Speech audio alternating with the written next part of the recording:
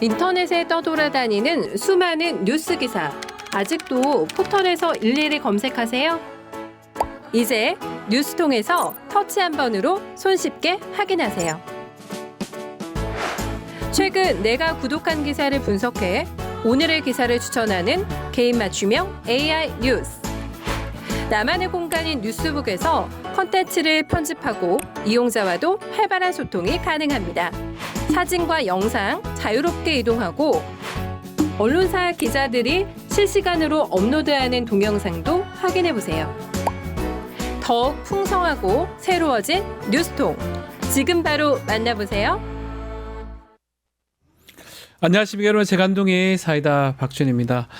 자, 헌법재판 지금 탄핵 심판 선고일 아직까지 잡히고 있지 않는데요.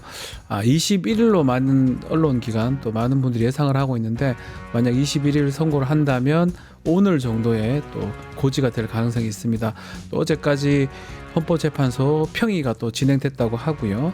평의 이후에도 판결도 있고, 자, 오늘 고지가 될 수 있을지 좀 지켜보기로 하겠습니다. 오늘도 시원하고 재밌는 소식들로 여러분 출근길 함께 하겠습니다. 생방송 중 댓글 참여 많이 부탁드리고요. 박준의 뉴스 인사이다 지금 바로 시작하겠습니다.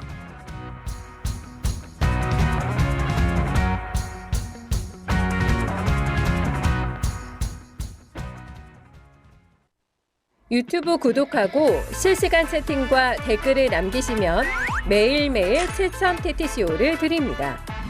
참여 방법은 통통물 어플을 다운로드하고 회원가입과 로그인을 해주세요. 마이페이지에서 나의 회원 고유 번호를 복사해주세요. 유튜브 구독 후 실시간 채팅이나 댓글창에 고유 번호를 한 번만 입력하면 준비 끝! 지금 유튜브 채팅과 댓글 쓰기 참여하고 7000TTCO 받아가세요. 돈 버는 퀴즈쇼 증권 통파스.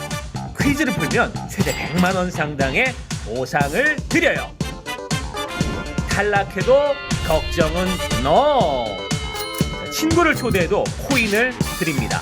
친구는 3,000원, 나는 2,000원의 코인을 무제한으로 드려요.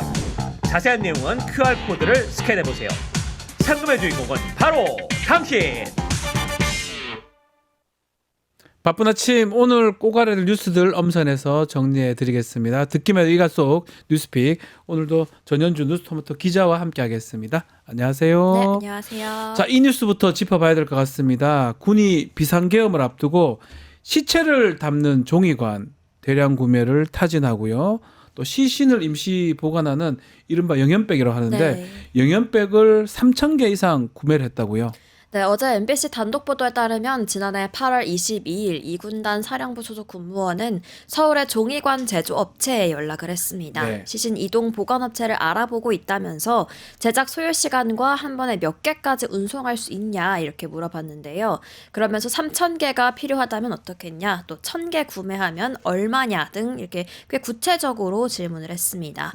MBC에 따르면 군이 시신 처리를 위해서 민간 업체에서 관을 사들인 전례는 지난 5년간 없었고 또 창군 이래로도 한 번도 없을 거라는 게 군 관계자의 설명이었는데요.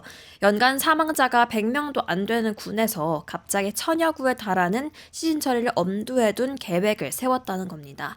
또 이뿐만이 아니라 육군은 실제로 시신을 임시 보관하는 이른바 영연백을 대량으로 사들였는데요.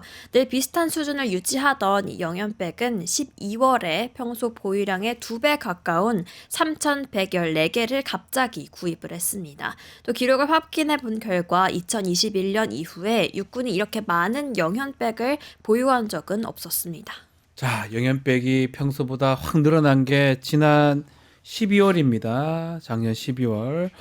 비상계엄 전후에서 뭔가 대규모 시신 발생, 이걸 염두에 둔 거 아니냐, 이런 어떤 의혹이 제기됩니다. 네, 기억을 좀 되짚어보면 노상원 전 정보사령관의 수첩에는 이재명 민주당 대표와 문재인 전 대통령 또 이준석 의원 등을 이 A급 수거 대상으로 수거 분류를 대상. 했었는데요. 네. 그 수첩에는 500여 명 수집이라면서 차수별로 수거 계획이 나눠져 있었고 체포 대상을 분류해 두기도 했었습니다. 이 체포 후에 보낼 장소로 이 연평도와 제주도를 지목하면서 이송중 사고, 수용시설 폭파, 또 외부 침투 후 사살 이와 같이 이 살해 시도까지 암시하는 표현까지 이 수첩에 담겨 있었는데요. 네. 수집소 중 한 곳에는 이 오음리도 포함이 돼 있었습니다. 근데 또 공교롭게도 강원도 화천 오음리에는 이 앞서 이 종이관을 문의했던 이군단 산하 702 특공연대가 있었는데요. 이군단은 이 종이관을 문의한 이유에 대해서 지난해 을지자유의 방패 훈련 중에 전시 사망자 처리에 대한 아이디어 차원으로 논의했다. 그런데 실효성이 없어서 중단한 계획이다. 이렇게 해명을 내놨습니다. 또 육군이 영양백을 늘린 것에 대해서는 2022년 합참의 비축 계획에 따른 것으로 비상계엄과는 무관하다. 이런 입장을 밝혔습니다. 그럼에도 납득하기 어렵습니다. 1년에 군에 뭐 사망자가 100여 건이 되지 않습니다. 뭐 자살, 타살은 아니죠. 뭐 변사 뭐 등등. 그래서 영연이 크게 필요가 없어요. 네. 그러면 결국은 대규모 전투라든지 아니면 대규모 뭐 비상 상황 그런 것들이 있을 때 영연이 필요한 거지. 그리고 군 병원들에 다 영연 시설들이 또 있습니다. 그래서 사실은 납득하기 어려운 상황이고 이것도 사실 다 파봐야 될 것 같아요. 내용을 좀 매우 좀 심각하고 그럼 결국은 대규모 시신 발생하면 시신 처리를 하려고 3,000개씩이나 했는 거 아니냐. 어마무시한 생각이죠. 어마나 많죠. 아니면 특히 외환제 이렇게 해서 전투 같은 게 만들어져서 대규모 시신이 발생한다고 예상하고 한 거잖아요. 심각한 문제로 보입니다. 자, 또 미국이 지정하는 민간 국가 명단에 들어가면서 논란이 계속되고 있는데 그럼에도 불구하고 왜 정부가 이렇게 미국이 지정했다는 것 자체를 왜 파악조차 못했던 것 같아요. 네, 외교부는 이 한국이 미국 정부의 민감 국가에 오른 건 에너지부 산하연구소에 대한 보안 관련 문제다 이렇게 설명을 했습니다.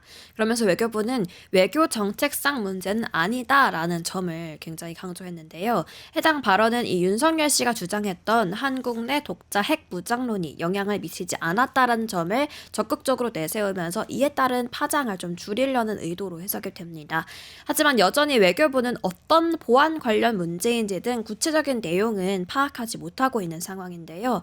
일각에서는 2023년 10월부터 지난해 3월 사이에 발생한 이 아이다호 국립연구소 직원이 수출 통제 대상 정보를 가지고 한국행 비행기에 오르려고 했던 사건 때문이 아니냐 이런 추측도 나오고 있습니다. 하지만 외교부 관계자는 이 미국 측으로부터 구체적인 사례는 듣지 못했다 이렇게 말을 했는데요. 조태열 외교부 장관은 지난주 미국 측으로부터 정확한 경위를 파악해서 적극적으로 대응하겠다라고 했는데 정작 미 에너지부 측은 명확한 이유를 밝히는데 협조적이지 않았던 것으로 보입니다. 네. 자, 이런 와중에 관계 부처 간의 엇박자도 있고 서로 떠넘기 하는 그런 모양새입니다. 네, 올해 미국 에너지부 산하연구소와 이 120억 원 규모의 공동 연구를 진행하고 있는 과기정통부는 이 논란이 된 보안 문제가 구체적으로 뭔지도 파악하지 못하고 있습니다. 네. 과기정통부는 미국 측으로부터 한반도 보안 관련 문제를 들은 적이 없다라는 입장을 내놨는데요. 산업부 역시 이 내용은 외교부가 주무부처라면서 선을 긋는 모습만 보이고 있습니다. 네. 사실 이 민감국가 지정은 최근 일이 아니라 이미 지정된 지도 2달이 다 되어가는 시점인데요. 2달이 되도록 상황 파악이 제대로 되지 않고 있는 겁니다. 미국 내 전문가들은 이번 사태의 배경으로 이 한국 내 여권 인사들의 자체 핵 무장론이 가장 큰 이유일 것이다 이렇게 꼽고 있는데요. 실제로 윤석열 씨는 취임 뒤에 자체 핵 보유도 가능하다라는 발언을 반복했고 이에 미국이 깜짝 놀라서 워싱턴 선언에서 윤 씨에게 핵 비확산을 준수하겠다라는 약속을 받아낸 바 있습니다. 하지만 그 이후에도 윤 씨는 계속해서 재차 1년 안에 핵 무장을 할 수 있다라는 발언을 계속해서 이어갔고 미국 내에서 한국의 핵 무장에 대한 경계는 더 커졌다는 게 미국 내 전문가들의 분석입니다. 그나마 바이든 정부하고 윤석열 가장 그나마 잘했다고 할 수 있는 게 미국과의 어떤 동맹 관계 이 부분인데 그것도 알고 보니까 결국 미국이 못 믿어서 민간 국가를 이게 지금 지정한 게 아닙니다. 바이든 때 우리 정부를 우리 국가를 그렇게 지정한 거 그것도 좀 놀라운 것 같아요. 민간 국가 지정에 이어서 지금 트럼프 행정부가 대규모 무역 적자를 보고 있는 대표적 국가로 우리 대한민국 지정을 했습니다. 네, 케빈 헤셋 미 백악관 국가경제위원장은 미국이 주로 적자를 보는 국가들의 네. 한국을 콕 집어서 언급했습니다. 트럼프 2기 행정부가 이 한국을 주요 무역 적자국으로 공식적으로 언급한 건 이번이 처음인데요. 무역 적자 이유로는 비관세 장벽과 높은 관세를 가지고 있어서 한국에서는 미국 기업들이 경쟁하기 어렵다라는 이유를 들었습니다. 지난해 한국의 대미 무역 흑자액은 81조 원으로 미국의 무역 적자국 8위에 올라 있는데요. 한국과 미국은 이 FTA를 체결하고 있어서 대부분 품목에서 서로 관세를 부과하지 않고 있습니다. 따라서 사실상 해당 발언은 비관세 장벽 철폐를 언급한 것 아니냐, 이걸 압박한 것 아니냐 이런 해석이 나오고 있는데요. 루비오 국무장관에 따르면 상호 관세부터 먼저 부과한 뒤에 미국에 유리한 쪽으로 조정해 나가겠다 이런 해석으로 풀이가 되고 있습니다. 네. 그렇게 되면 이 한미 FTA를 재협상하는 일이 발생하거나 최악의 경우에는 FTA가 폐지되는 것 아니냐 이런 우려까지 나오고 있는 뭐 상황입니다. 캐나다나 멕시코도 그런 상황인데 우리 한국도 또 그런 상황에 빠지지 않을까. 그만큼 지금 전 세계적으로 엄중한 상황입니다. 근데 우리는 지금 국내 문제에 지금 발목이 잡혀 있는 그런 상황이 좀 안타깝기도 합니다. 다음 주제로 넘어가 보겠습니다. 어제 헌법재판소에서 박성재 법무부 장관의 탄핵 심판 변론기일이 있었는데 한 차례 변론기일 잡고 또 어제 변론 종결을 해버렸어요. 네, 이 박성재 법무장관이 탄핵 소추된 지 96일 만에 첫 변론기일이 어제 열렸는데요. 국회 측은 박 장관이 12.3 비상계엄 선포에 적극 반대하지 않았고 또 방조를 했고 계엄 이튿날 김주현 민정수석 또 이상민 당시 행안부 장관 등과 함께 삼청동 안가에서 내란 후속 조치를 논의했다 이렇게 주장을 했습니다. 박 장관은 계엄 당일 대통령실에 도착해서야 이 계엄 계획을 알게 됐고 안가 모임은 지인 모임일 뿐이다 이렇게 해명을 했는데요. 그러면서 헌재가 각하 결정으로 내려줘야 이 민주당의 폭정을 제지할 수 있다 이렇게 말을 했습니다. 네. 재판부는 증인을 따로 채책하지 않은 채 2시간 반 만에 변론을 종결했고 선고 기일은 추후 통지하겠다 이렇게 말했는데요.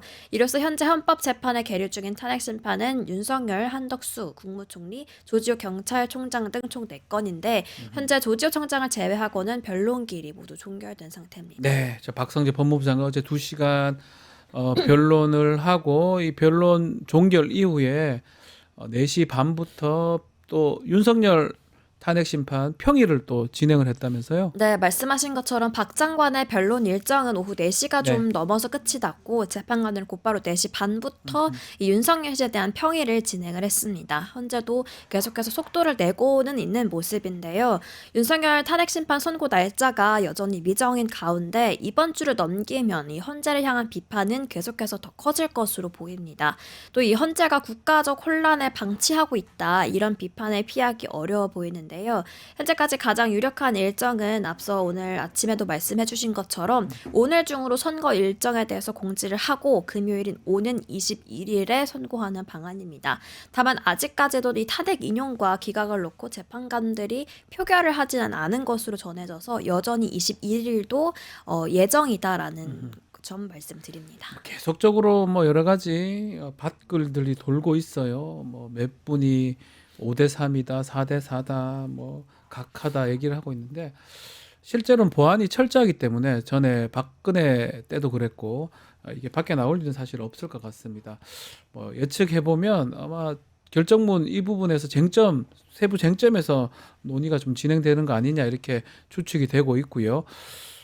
오늘 아마 그래도 선고 기일 고지하고 또 이 금요일 날 21일 날 선고한다라고 한다면 좀 좋지 않을까. 오늘 댓글에도 배동원님, 용산 건풍기님, 비주님, 산이님 오셨는데 다 질문들 그거예요. 언제 마치냐, 언제 선고하느냐. 이제 못 기다리겠다. 뭐 이런 글들 말씀. 김말룡님도 오셨고요, KJC님도 오셨습니다. 아마 많은 국민들이 마음이 좀 비슷하지 않을까 이렇게 생각을 해봅니다. 자, 탄핵 심판 선고이 늦어지는데 여권의 이 주자들 유력한 주자들이 보폭을 넓히고 있어요. 네. 대선 준비하고 있는 겁니까? 네, 한동훈 전 대표는 어제 보수의 심장으로 불리는 네. 대구로 향했는데요. 대구 경북 지역 언론인과의 간담회에 이어서 경북대학교에서 강의를 진행을 했습니다. 이날 한 전 대표는 배신자 프레임 벗기에 나섰는데요. 또 유승민 전 의원 역시 대구시당에서 기자 간담회를 열고 영남대학교에서 강연을 했습니다.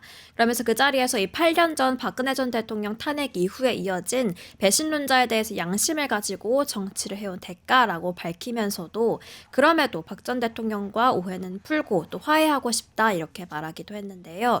이 외에도 오세훈 서울시장과 홍준표 대구시장은 간담회를 통해서 청년들과의 접촉면을 확대하고 있고 이 여권에서 차기 대선 주자 적합도 1위를 달리고 네. 있는 김문수 장관은 좀 부처 공식 일정에 집중하면서 탄핵 선고를 지켜보겠다 이런 입장입니다.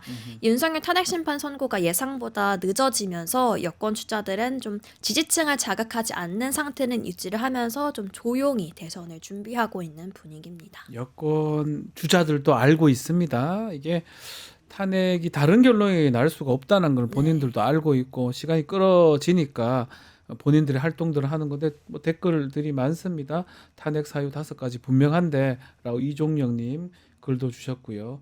뭐 그렇습니다. 뭐 탄핵 이 재판관들이 이제 판사이기도 하고 뭐 다르게 판단하지는 않을 것 같습니다. 뭐 그렇게 판단할 수도 없는 상황이고 그래서 아마 오늘 기일을 좀 잡아주고 금요일 날 선고가 되면 그나마 그래도 좀 낫지 않을까 또 생각을 해봅니다.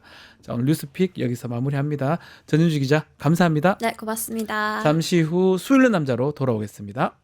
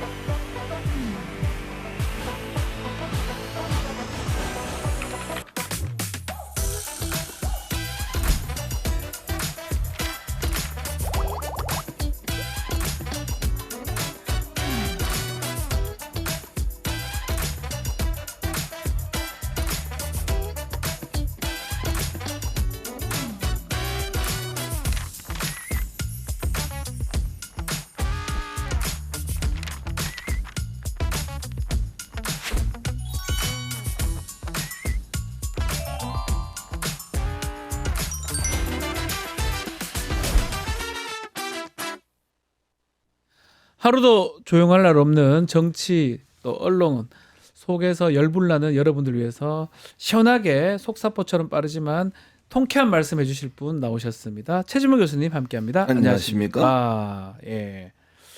자, 수요일 남자 우리 네. 최진모 교수님. 예. 이번 한 주 동안 우리 교수님을 화나게 한 이슈 어떤 게 있을까요? 뭐 어떻게 해서 많죠. 너무 많아. 너무 많아요. 그런데 예. 정말 화나는 건 네. 어제 최상목이 네. 최상목 아시죠? 네. 권한대행이라고 네. 그 사람이 국무회의를 하는 자리에서 발언한 내용이 있습니다. 아, 어떤 거죠? 어떤 내용이냐면 헌재가 어떤 결정을 하든 그 결정에 대해서는 승복해야 됩니다. 혼란을 최소화하기 위해서 승복하기 바랍니다. 국민들에게 예. 승복하기를 간절히 요청드립니다. 딜레마 본인은 왜 안 따르고요? 내 말이 그 말이에요. 지금 예. 아니 국민들한테 대국민으로 대행이라고 앉아가지고 승복하라고 얘기하면 자기는 너나 잘하세요. 너나 아니 최상목은 지금 헌재에서 위원이라고 밝혔잖아요. 망은혁 개판관 임명하라고 예. 임명 안 하고 있잖아. 그리고 뭐라 그랬습니까 또 엊그제인가 뭐 특검법 네. 특검법 거부하면서 뭐라 그랬죠? 위헌적 요소가 있을까 하는데 어처구니가 없습니다. 본인은 위헌적 행동을 하면서 그런 얘기를 입에 달고 살아요. 입에 달고 살아. 너나 잘하세요 진짜로. 자기는 지키지 않으면 남한테 지키라는 게 말이 됩니까? 이런 논리가 어디 있어요 세상에. 왜 저러는 겁니까? 몰라요 내가 어떻게 알아요. 화내지 마시고요. 화가 잔뜩 나셨네요. 화가 나잖아요. 아니 박지원 이해가- 변호사 이런 이해가 얘기 안 들으면 됩니다. 화가 납니까 안 돼? 법조인으로서 이해가 안 됩니다. 이해가 안 되죠. 이해가 전혀 안 됩니다, 사실은. 이해가 아니 그러니까 아니 무슨 이게 자기가 주장하는 주장을 너무 뻔뻔하잖아요. 네. 내가 그럼 예를 들면 법을 지키면서 헌법을 잘 지키면서 헌법 지키세요. 헌재가 어떤 결정을 하든 혼란 일으키면 안 됩니다. 이렇게 얘기하면 아 그래 맞다 이러지만 자기는 안 지켜 뻔뻔하게 나는 안 지켜. 나는 지킬 거야. 나는 안 지킬 거야 하면서 국민들한테는 그렇게 하셔야 됩니다. 이게 무슨 설득력이 있냐고요 대체.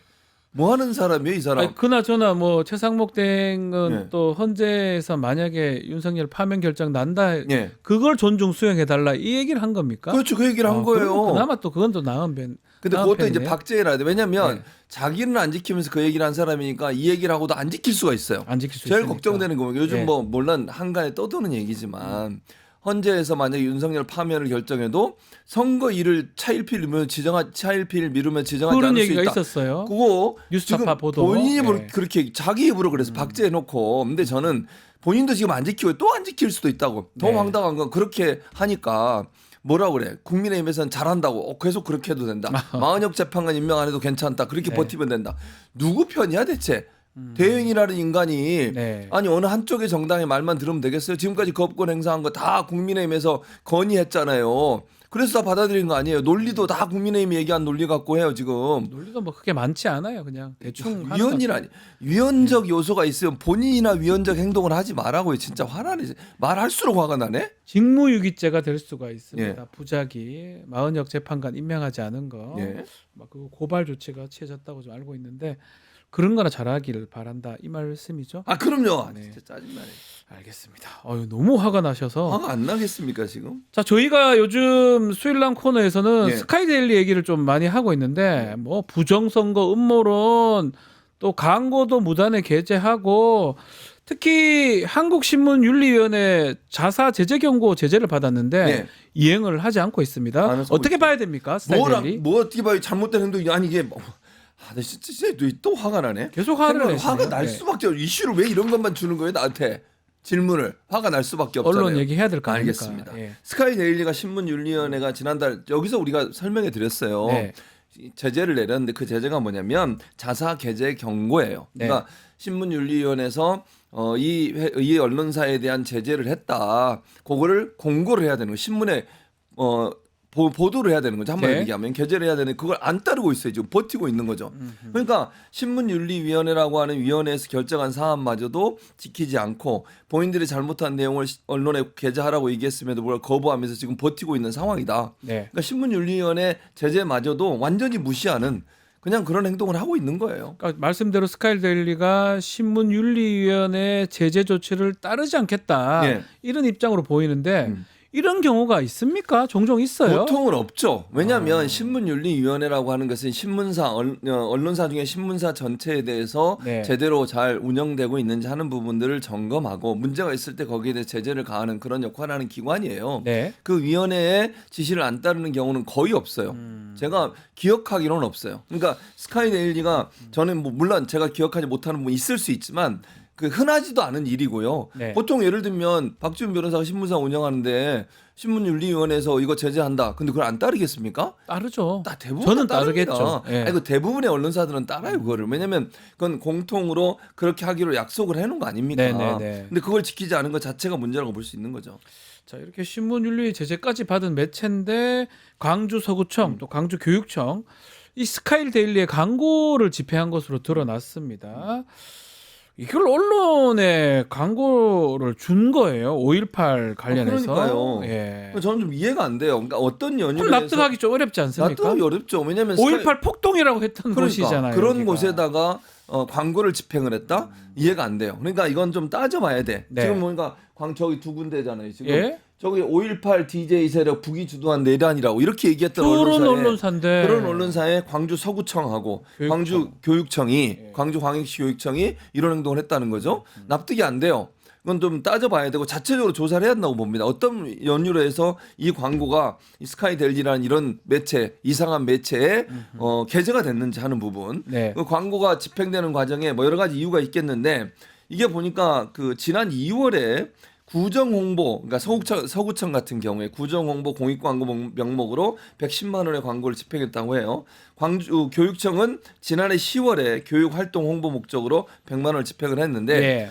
이게 모르겠어요. 그러니까 확인을 해봤다고 제가 전제를 드렸는데 네. 정부 광고는 집행을 대행하는 곳이 어딘 줄 아십니까? 언론진흥재단입니다. 아. 근데 언론진흥재단은 이사회 구성이 윤석열 정부 바뀐 뒤에 보수적 성향의 사람들로 바뀌었어요. 네. 그러니까 보통은 이제 문체부 소속이거든요. 문체부 소관부서거든요. 네. 그러니까 문체부 장관이 임명을 하게 돼 있기 때문에 임명이라기보다는 어떤 관여를 할 수 있는 영향력이 있기 때문에 정권 바뀔 때마다 그 정권에 가까운 사람들이 가요. 네. 제가 알기로 지금 이사장이 예전에 그 방통위원도 했었고 그 다음에 이명박 때 정무수석을 했던 뭐 김효재, 네, 김효재라고 씨. 들어보셨죠? 네, 알죠. 예. 네, 그분이 하는 걸로 알고 있거든요. 근데 그분 같은 경우도 잘 아시지만 친정부적이잖아요. 네. 보수적 성향의 인사잖아요.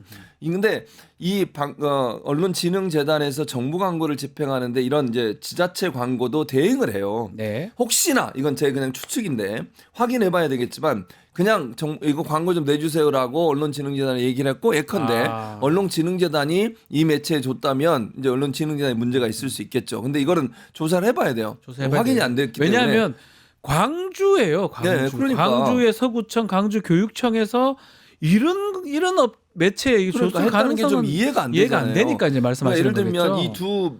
이 서구청이든 아니면 네. 이 광주시 교육청, 광주광역시 교육청이든 어느 매체를 찍어서 한 건지 아니면 이렇게 광고를 해주세요, 홍보를 해주세요라고 재단에 요청을 했는데 재단에서 이런데 넘겼는지 그렇죠. 이거는 확인이 필요하다는 거예요. 언론진흥재단에서 예, 본인들이 한 한 건지 것인지 그건 잘 이거는 모르겠어요. 확인을 제가. 좀 해야 된다. 예. 그만큼 스카이데일리 문제가 지금 많은 매체인데 또 주목해야 될 게 예. 국민의힘이 이 해당 매체의 기사를 인용해서 보도 자료를 지금 배포한다는 거예요. 이것도 그러니까요. 문제가 되는 거 아닙니까? 아니 문제가 되죠 당연히. 아니 사실관계 확인도 안 하고 네. 이런 제 생각엔 스카이델리는 극우적 매체라고 보는데 지금 보세요. 네. 국민의힘 보도자료 낸 거예요. 보도자료 내용 보면 중국 정보 수집기관 신화통신이라는 게 중국의 통신사인데요. 통신사는 이제 언론사에 뉴스를 제공하는 그런 역할을 하는 그런 기관인데 비밀 회동을 했다. 이재명 대표가 제정신인가 이렇게 보도자를 냈어요. 그걸 바로 내면 어떡하면 근데 확인도 안 하고. 확인을 안 하고 그러니까 저 내용을 보도자를 내면서 인용했던 게 스카이데일리예요. 스카이데일리고. 근데 스카이데일리는 제대로 보도를 안 하고 이재명 대표를 공격하기 위해서 지난 1월 8일 날 이재명 대표가 한 카페 같은 데를 좀 임대를 해서 외국 언론사들과 인터뷰를 했어요. 네. 근데 그 언론사들 인터뷰한 그 대상에는 영국 언론사, 미국 언론사, 일본 언론사, 중국 언론사가 있었어. 네. 근데 그 중에 중국 언론사 있었다고 다른 언론사는 다 빼고 중국 언론사만 인터뷰를 했다. 이렇게 얘기를 한 거예요. 다른 나라도 있었잖아요. 아, 미국도 있었죠. 있고, 영국도 있었고 영국과 미국 그러니까 유럽 쪽의 언론사들이 훨씬 많았어요. 그러니까요. 서구 언론사들이. 네. 근데 중국 언론사가 있었다는 이유로 그 언론사하고만 한 것처럼 이렇게 보도를 냈어. 그러면 보도가 이렇게 나왔다 하더라도 실제 공당이잖아요. 국민의힘은 공당에서 보도자를 낼 때는 사실관계 확인해 봐야잖아요. 진짜 그런 건지. 해야죠. 언론사에서 보도했다고 다 맞아. 특히 스카이데일리 같은 곳에서는 사실과 다른 내용도 막 보도를 하잖아요. 자기들 네네. 맘대로. 네. 선관위에서 99명이 뭐 잡혔고 어쩌고 저쩌고 뭐 미군도 다 알고 있고 이런 얘기까지 했잖아요. 말도 안 되는 얘기. 그런 얘기를 하는 언론사의 그 매체의 내용을 인용해가지고 이런 보도자를 낸다는 게 말이 되냐고요. 저는 이게 과실이 아니고 고의적으로 이러는 거 아닌가요? 그럴 수 있다고 봐요. 스카이데일리에서 이상한 기사 내더라도 본인들의 정치적 이익이 있으니까 또 야당을 공격한 수단이 되니까 예. 확인 안 하고 아니면 확인했지만 아이고 어차피 냈으니까 이런 가능성도 있는 거잖아요. 그리고 면피도 된다고 면피도 생각해. 되고요. 뭐 저희는 그냥 스카이데일리 믿었어요. 이러면 예? 끝이잖아요. 이게 또. 나쁜 거예요. 근데 이거는 말이 안 되는 거야. 예. 공당이라고 하면 아무리 언론사에서 그것도 이거 극우적인 언론사라고 보여지는데 이 언론사에서 보도한 내용을 그대로 인용해서 얘기한다고요? 그건 말이 안 되는 거죠. 확인하고 확인해야죠. 당연하죠. 자, 이 문제가 되는데 스카이데일리 뭐 얘기긴 합니다. 이 KBS 추적 60분에서 스카이데일리 다뤘는데 취재원으로 알려졌던 캡틴 코리아 안병희 씨. 네. 안병희가 이런 얘기를 하네요. 모든 사람이 저한테 속은 것입니다. 추적 60분에 이 내용이 이제 드디어 나왔어요. 맞아요. 네. 모든 사람 자기한테 속았대. 네. 거짓말 쳤대요. 그러니까 자기 말로 그걸 인정하는 거잖아요. 네. 근데 더 재밌는 건 이렇게 얘기해요. 제가 기사를 공개하며 얘기했던 모든 사람들이 다 저한테 속은 거래. 네. 그러니까 자기가 거짓말한 걸 그대로 믿었다는 거 아니에요. 그렇죠. 근데 그 중에 하나가 스카이데일리잖아요. 주로 스카이데일리하고 해서 스카이데일리 다 얘기했고 그렇죠. 그거 보도했는 거 아닙니까? 그러면서 이 안 씨가 뭐라고 그랬냐? 일반 국민을 속인 게 아니라 정치인을 속였다. 이렇게 얘기해요. 실제 방송에서 안 씨, 그러니까 안병희 씨하고 사진 찍은 정치인들 누군지 이름 들려드릴게요. 네. 김민전, 김민전. 잘 아시죠? 네. 나경원, 네. 민경욱, 황교안 다 선거 부정을 얘기하는 사람들이야. 그렇죠. 부정선거 얘기했던 사람들 이 사람과 사진 찍고 저 눈은 왜 나오네요. 저 사진이죠 지금. 다 나오네요. 황교안. 예. 아까 앞에는 나갔었죠. 제가 여기 안 보고 있어가지고 어쨌든 이런 사람과 사진 찍은 사람이 자랑스럽게 정치인들이 자기 말에 속았다는 거야. 네. 이게 뭐 하는 짓입니까? 이걸 또 받아가지고 기사를 쓴 스카이 데일리라는 데는 대체 뭐 하는 나경원 보세요. 나경원. 나경원인가요? 나경원 아닌가요? 맞네요. 닮았네요. 맞아요. 예. 네. 다 쏘갔다는 거예요. 네. 사진도 찍고 이러니까. 번호는 어떻게 예. 하셨어요? 번호요? 다 아는 방법이 있죠? 뭐 하는 겁니까? 대체? 그러니까요. 그러니까 이런 식으로 정말 다른 사람을 속이기 위해서 자기 신분도 속이고 이런데 이런 사람을 정보원으로 해서 기사를 써요? 취재원으로 해서 기사를 쓰냐고요. 그러니까. 대체 이런 매체가 제대로 된 매체인지 모르겠어요. 네.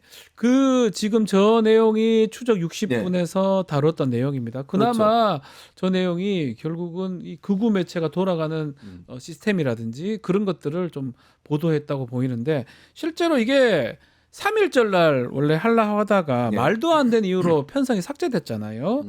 아직까지 KBS가 이게 결방을 하고 나중에 틀었어요. 예. 3.1절 틀었으면 더 좋았을 건데 이 이유는 해명하지 못하는 것 같습니다. 그렇죠. 해명하지 못하고 있죠. 그러니까 네. 이유가 없으니까 해명을 할 수가 없는 저게 거예요. 불안했던 거예요. 그렇지. 3.1절에 집회도 좀 해야 되는데 캡틴 코리안가 저 사람 나와가지고 예. 오 쏘갔지롱 이거 얘기하면 다 난리가 나니까 KBS에서 막았던 거 아니냐. 막았던 거죠. 그러니까 아. 이 막았던 거를 사실대로 얘기하면 안 되니까 할 말이 없는 거예요. 네네네. 할 말이 없을 때 사람이 이제 입을 닫는 거죠 결국은. 네. 말을 안 하는 상황인데 더 황당한 게 뭔지 아세요? 네. 양상훈이라는 사람. 양상훈이 조선일보 주필 주필이에요. 아닌가요? 주필 네. 맞아요. 네. 조선일보 주필인데 최근 칼럼을 썼는데 뭐라고 쓴 줄 아세요? KBS 추적 60분이 언론으로서 높은 평가를 받아야 할 보도를 했다. 양상훈 주필께서 그렇게 썼어요. 왜 그런 거 썼을까요? 주필 깨서라고 해서 상당히 일부러 좀- 그랬어요. 왜냐하면 그런 걸 쓸 뿐인가 제가 좀 의문이 들어서. 아니 일반적으로요. 네. 한 언론사가 다른 언론사의 프로그램이나 어떤 취재에 대해서 칭찬하는 경우는 거의 없어요. 들어본 적이 예를 들면 네. 아무리 조선일보가 동아일보를 칭찬하거나 동아일보가 조선일보를 칭찬하는 경우가 없다니까요. 본 적이 없네요. 그런 경우는 없어요. 그럴 필요도 이거 뭐 없고. 하는 거예요? 네. 아니 다른 언론사잖아요. KBS는 네. 양상우는 조선일보 주필이고 주필이라는 사람이 칼럼을 쓰면서 다른 언론사랑 추켜 세워 이런 경우가 어디 있습니까 세상에? 네. 이건 결국은 뭐냐면 윤석열 정권을 옹호하려는 태도라고밖에 볼 수 없어요. 언론사에 금기시되는 게 하나가 뭐냐면 아까도 말했죠. 네. 모든 언론사는 경쟁사예요. 왜냐하면 광고를 더 많이 가져와야 돼. 그러네요. 방송국이든 신문사든. 근데 다른 언론사를 막 추켜 세워요. 그런 경우는 없다니까. 아하. 진보끼리든 보수끼리든 그런 거 없어요. 그리고 이거 논리적으로 맞지 않잖아요. 추석 60분이 언론으로서 높은 평가를 받아야 할 보도를 했다라고 하는 것이 어떤 이유인지 모르겠지만 이런 태도를 보이는 것 자체가 좀 특이한 현상이다. 그러니까 그 특이한 현상의 배경에는 뭐가 있을까라고 생각을 해보면 기본적으로 윤석열 정부에 대해서 약간 비판적 논조를 갖고 있다는 걸 보여주기 위한 시도라고 보여져요. 아. 그러니까 저는 늘 제가 말씀드리죠. 속으면 안 된다고. 속지 마라. 저는 지금도 속으면 안 된다고요. 속지 마라. 검찰에 대해서 우리가 그러잖아요. 검찰 뭐 한 거가 처음에 계엄 터지자마자 그리고 나 조사 막 한 것처럼 뭐 사령관들 잡아내고 잡아들이고 막 이래가지고 뭐 기소하고 이랬잖아요. 그리고 윤석열 풀어주잖아. 네. 그거 속지 말라는 거야. 아, 속지 말라. 조심해야 돼요. 아. 조선일보가 이런다고 해서 바뀌었다? 웃기는 소리입니다. 아니다. 저는 그렇게 보지 않습니다. 조선일보 얘기를 좀 더 해보죠. 예. 이 얘기로 넘어가겠습니다. 요즘 조금 놀라운 게 윤석열을 지지하는 극우자들, 극우 세력들 사이에 조선일보 절독 운동이 벌어지고 있다고 하는데, 이거는 어떤 상황입니까? 어떤 상황이냐면 뭐 박지원 잘 알 텐데요. 극우 유튜버들 있잖아요. 특히 네. 윤석열 석방을 주장하고 윤석열이 죄가 없다고 주장하는 극우 유튜버들은 윤석열을 보호하기 위해서 앞장섭니다. 네. 그래서 윤석열을 공격하거나 윤석열에서 부정적인 기사를 낸 언론사들을 공격해요. 그 중에 하나가 지금 조선일보를 절독하자, 즉 아. 구독을 취소해라. 이런 운동을 지금 극우 매체들이 하고 있어요. 아하. 예를 들면 예. 그 정광훈 집회 나와서 맨날 하는 분 있죠. 신의 한수 신혜식 씨 있잖아요. 신혜식 씨. 이 사람이 뭐라고 그랬냐면 조선일보는 윤 대통령이 유죄인 것처럼 몰아가고 있다.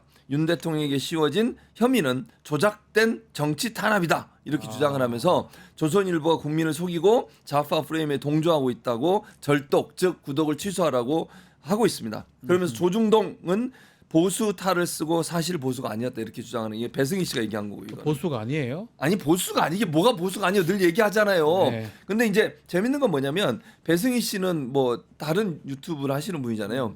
그 본인 잘리고 들어간 분 아닙니까? 예전에 그분도 YTN. 잘렸더라고요 그 사이에. 예, 저도 이분이 잘렸지만. 이 배승희 씨가 뭐라 그랬냐면 네. 윤석열 대통령에게 자중하라는 조중동, 이준석 띄우고 한동훈 띄우고 윤석열 끌어내리기 앞장선 사람들. 그러니까 이거는 그러니까 어느 정도 맞는 얘기예요. 그러니까 맞는 얘기란 말은 무슨 말이냐면 조중동 입장에서는 윤석열을 계속 끌고 가는 것이 맞느냐 하는 부분에 대한 의문이 생기는 것이고 네. 윤석열이 빨리 파면되고 새로운 정권이 들어서는 과정에 그러면 이재명 대표나 민주당의 후보가 되길 바라겠어요? 그건 아니에요. 그렇죠. 그럼 누군가 다른 사람을 지지해야 되잖아요. 그런 차원에서 본다면 조중동은 이게 연착륙을 하고 싶은 거야.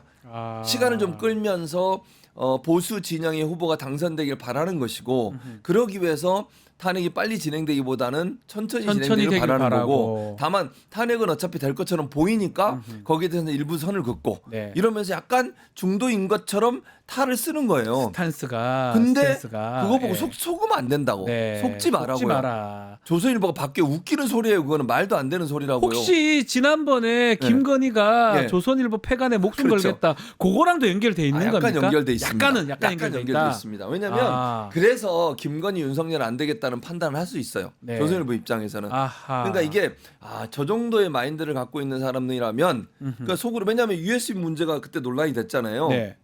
남상권 변호사 아시죠? 남상권 변호사.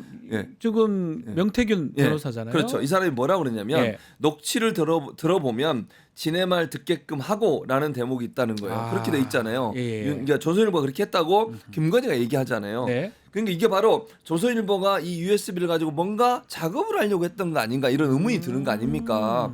그래서 이런 반감을 갖고 있는 만약에요 그 김건희의 말대로 우리가 생각해 보면 계엄이 만약에 성공했다면 조선일보 어떻게 됐겠어요?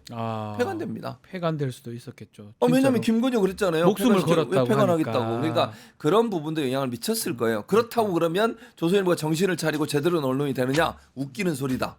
믿지 마라. 믿지 마라. 네, 그 얘기를 하고 싶어요. 그러니까 실제로 조선일보가 좀 줄어들기는 줄어듭니까? 약간 줄어들었다고 해요. 이건 이제 수도권에 한 신문 지국장, 그러니까 예. 신문 지국장이 인터뷰를 통해서 얘기한 건데 양상훈 아까 칼럼 있었잖아요. 네. 평소보다 지국의 전화가 더 많이 온대요. 그 칼럼이 나간 뒤에 절독 전화를 받으면서 조선일보를 배신자라고 부르고 탄핵 인용 기정사실하면서 보도하면 어떻게 하느냐 이런 뭐 이렇게 항의를 한대요. 네. 근데 이제 이게 뭐 지금 이거는 12월 탄핵 이후에 조선일보 유료 독자가 15,000명에서 2만 명 정도 빠졌다라고 이 사람이 얘기를 했다는 거예요. 뭐건 숫자적으로 모르겠어요. 지국에서 그렇게 된지 모르겠는데 네. 전체적으로 어떻게 빠졌는지 잘 모르겠어요. 다만 이런 건 있어요. 요즘 보면 집에서 신문을 배달받아서 보는 분들은 그렇게 많지 않잖아요. 저는 거의 주위에 본 적이 없습니다. 그러니까 별 의미가 없어요, 사실은. 네. 절독이라는 게. 왜냐하면 다 인터넷으로 보고 인터넷에 광고 붙여가지고 돈 받고 이래가지고 돈을 벌기 때문에 이거 뭐 구독을 취소하는 게 크게 영향을 미칠 것이냐. 종이신문 네, 말씀하시는 그 얘기를 하는 거잖아요. 거예요. 그러니까 예. 절독이라는 것도 그런 거잖아요. 조기신문에 구독을 취소하는 게 그 언론사에 큰 영향을 줄 수 있을 만큼의 그런 가능성은 낮다고 봐요. 요즘 보면 지나다니다 보면 이렇게 막 현금 주면서 그거 안 보셨어요? 지하철 아직 같은? 그럽니까? 아직도 그래요. 예. 자전거 준다 그러고 막 예. 그런 사람도 있어요. 아직도. 신문보다 더 비싼 거. 예. 예. 그 절독 운동 뭐 이런 등등으로 유튜버들이 지금 얘기를 한다고 하는데 그래서 지금 뭐 윤석열도 그런 얘기했죠. 예. 조중동 보지 말고 유튜브 봐라 그렇게 이렇게 얘기하죠. 했는데 앞으로 박근혜처럼 윤석열도 혹시 보수 유튜브에 출연할 가능성도 있을까요? 저는 탄핵되기 전까지는 안 할 거라고 생각해요. 근데 만약에 탄핵이 되고 파면이 되는 경우 그러면 저는 출연할 수도 있다고 봅니다. 일반인이 되잖아요. 그러면 파면이 되면 예. 민간이 되는 거니까 그때는 출연해서 본인의 영향력을 최대한 이용해서 차기의 국민의힘 후보를 만들어내는데 영향력을 행사할 거라고 저는 봅니다. 그래야 유튜브에 본인이 출연한다. 예. 왜냐하면 자기가 미는 사람이 돼야 본인이 나중에라도 사면받을 수 있다는 꿈이라도 꾸잖아요. 그 가능성은 제로에 가깝지만 예. 국민의 후보가 당선될 가능성이 저는 거의 없다고 보기 때문에 근데 그런 꿈을 꾼다면 자기가 직접적으로 나서 정치 활동을 적극적으로 할 가능성은 충분히 있다고 봅니다. 저는. 결국은 딜레마 같긴 한데 역설적으로 예. 윤석열이하고 김건희가 조중종 시대를 끝내고 있는 그런 평가도 상황일 수도 있어요. 네. 이 언론학자로서 이건 어떻게 보고 근데 계십니까? 저는 예. 조중동이 뭐 스탠스를 바꾼다거나 이거 아니라고 제가 몇 번을 말씀드렸어요. 절대 속으면 안 돼요. 네. 지금은 마치 본인들이 공정한 언론인 것처럼 태도를 보이고 이러지만 본색은 곧 드러납니다. 본색은 그러니까 드러날 윤석열, 것이다. 김건희는 더 이상 같이 갈 수 없구나 하는 판단이 들어서 예. 거리두기를 하는 것은 맞지만 그것이 그러면 조선일보가 그동안 보여왔던 이 그 편파적인 정치적으로 편파적인 모습을 바꾼다? 그건 절대로 일어날 수 있는 일이 아니에요. 아니다. 그러니까 절대 속으시면 안 되고 예. 조선일보 시대가 끝난다? 그것도 저는 믿지 않습니다. 왜냐하면 워낙 오랫동안 카르텔을 형성해 왔고요. 그다음에 조선일보라고 하는 언론사가 우리 사회에 여러 그러니까 그 권력자들 이런 사람들과 연관이 돼 있기 때문에 쉽게 무너지지 않아요. 네. 그러니까 이건 참 안타까운 일이긴 합니다만 하나의 권력이 돼버렸어요. 이미. 권력이 돼버렸다. 그 권력은 지속된다. 다만 우리가 그 권력을 최소화시키고 힘을 빼고 그들이 영향을 미치는 요소들을 줄일 수 있도록 만약에 차기 정부의 민주정부가 들어온다면 그런 부분들에 대한 제도적 장치를 마련할 필요가 있겠죠. 알겠습니다. 자, 마지막으로 이 얘기도 좀 해보겠습니다. 대법원이 2인 체제 방통위 임명한 박문진 이사 관련해서 집행정지를 확정했습니다. 뭐 MBC 측이 박문진 측이 패소한 뭐 그런 상황으로 봐야 되는데, 근데 방통위가 방통위가 패소, 네, 죄송합니다. 방통위 그렇습니다. 패소한 걸로 봐야 되는데 네. 이진숙 방통위원장의 폭주는 계속 되는 것 같습니다. 이 사람 정말 정신을 네. 못 차리고 아니 헌재에서 판단을 내리고 대법원에서까지 지금 2인 체제에서 박문진 이사 선임한 거 잘못됐다라고 하지 마라 그렇게 한 얘기한 거잖아요. 거잖아요. 그러면 2인 체제로 하면 안 되잖아요. 지금 뭘 하고 있는 줄 아세요? 뭐 합니까? 이준석 방통위원장 EBS 사장을 지금 선임하고 있어요. 2인 체제에서. 예. EBS 사장 임기가 3월 중이에요. 3월 며칠인지 제가 정확히 기억을 못 하겠는데 어쨌든 그 사장을 바꾸려고 지금 진행을 하고 있는데 이 진행도 2인 체제에서 다 하고 있는 거예요, 지금. 그러니까 이 자체가 잘못된 거죠. 왜냐면 방송국 이사를 선임하는 것, 박문진 이사를 선임하는 것도 문제가 있다고 판단을 내는데 심지어 공영방송 사장, EBS 공영방송이잖아요. 네. 공영방송 사장을 임명하는 절차를 진행하고 있다. 이거는 법원의 판단을 완전히 무시하는 태도죠. 네.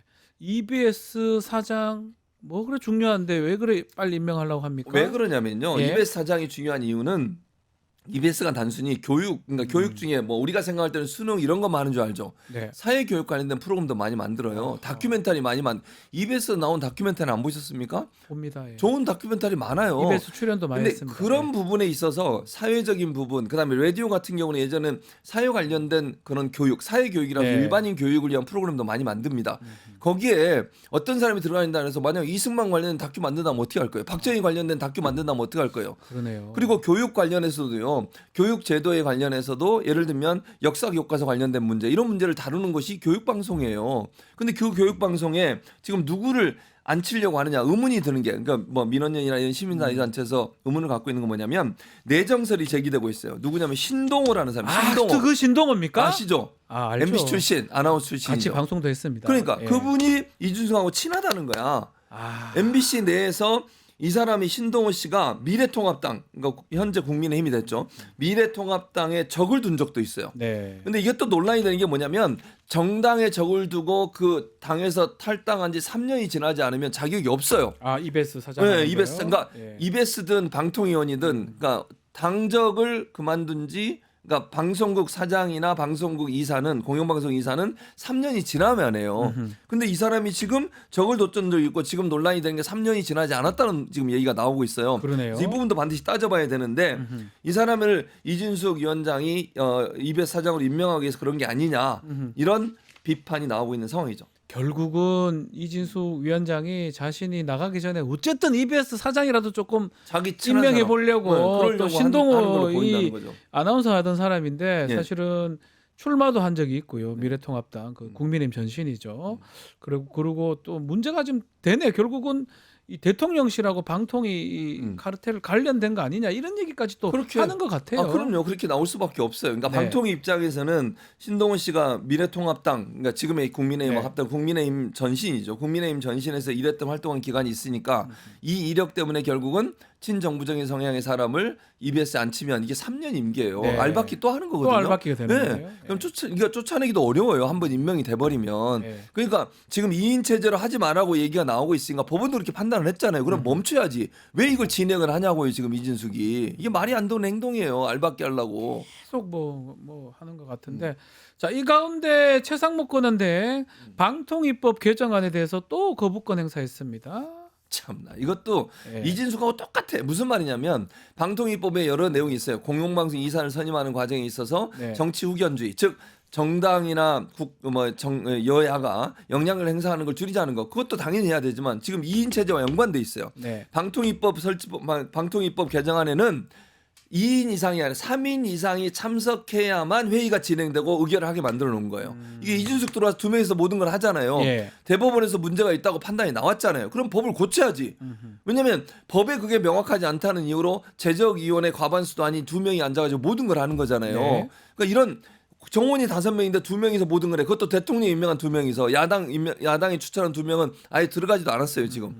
이런 상태라고 하면 방통위가 공정하게 돌아가기 위해서는 3인 이상이 출석해야만 회의가 개회가 되고 그게 개정안인 거죠. 그렇죠. 그게 네. 개정안이에요. 네. 그러니까 이준숙이 하고 있는 잘못된 행동을 바로잡기 위해서 또 법원이 그렇게 판단을 내렸잖아요. 그러니까 그게 맞게 위법이라고.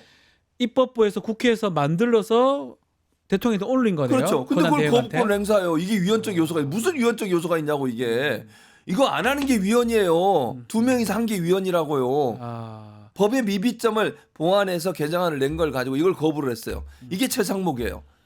자기는 법을 안 지키면서. 야, 이래 자꾸 이렇게 거부권을 이렇게 남발을 하고 예. 하는 게 과연 맞는지. 안 맞죠. 탄핵 사유예요. 거기다가 이준석 방통위원장은 또 자신이 아는 사람 알받게 사장이 하려고 입에 알받게 사장 하려고. 알받게 하는 거 법이나 법원 판결 무시하고 예. 좀 납득하기가 좀 어렵습니다. 납득하기 어려워요.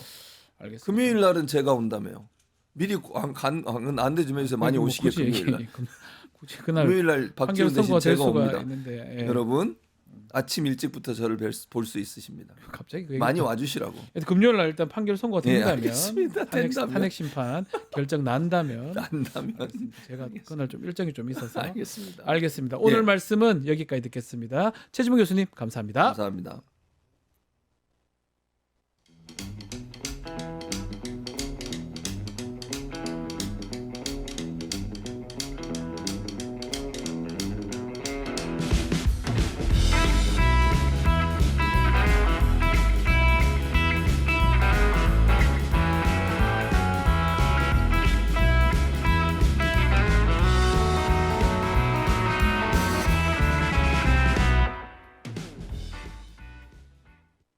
국내 MTS의 선두주자 증권통. 모든 투자 자산을 한눈에 오케이. 투자 고수의 거래 내역을 구독하고 주식 투자를 더 쉽게. 거슬리는 하단 광고도 로에드 가입하면 더 넓고 더 많아지는 나의 관심 종목들. 쉽고 빠른 주식 투자 증권통. 리서치 앱테크 아직 시작 안 하셨나요? 생각만 공유해도 리워드가 쌓이는 서치통. 지금 시작해보세요. 원아이디 로그인 후 패널 가입 시 약 3,000원 상당의 리워드 적립. 리서치에 참여하실 때마다 현금처럼 사용 가능한 PTR 적립.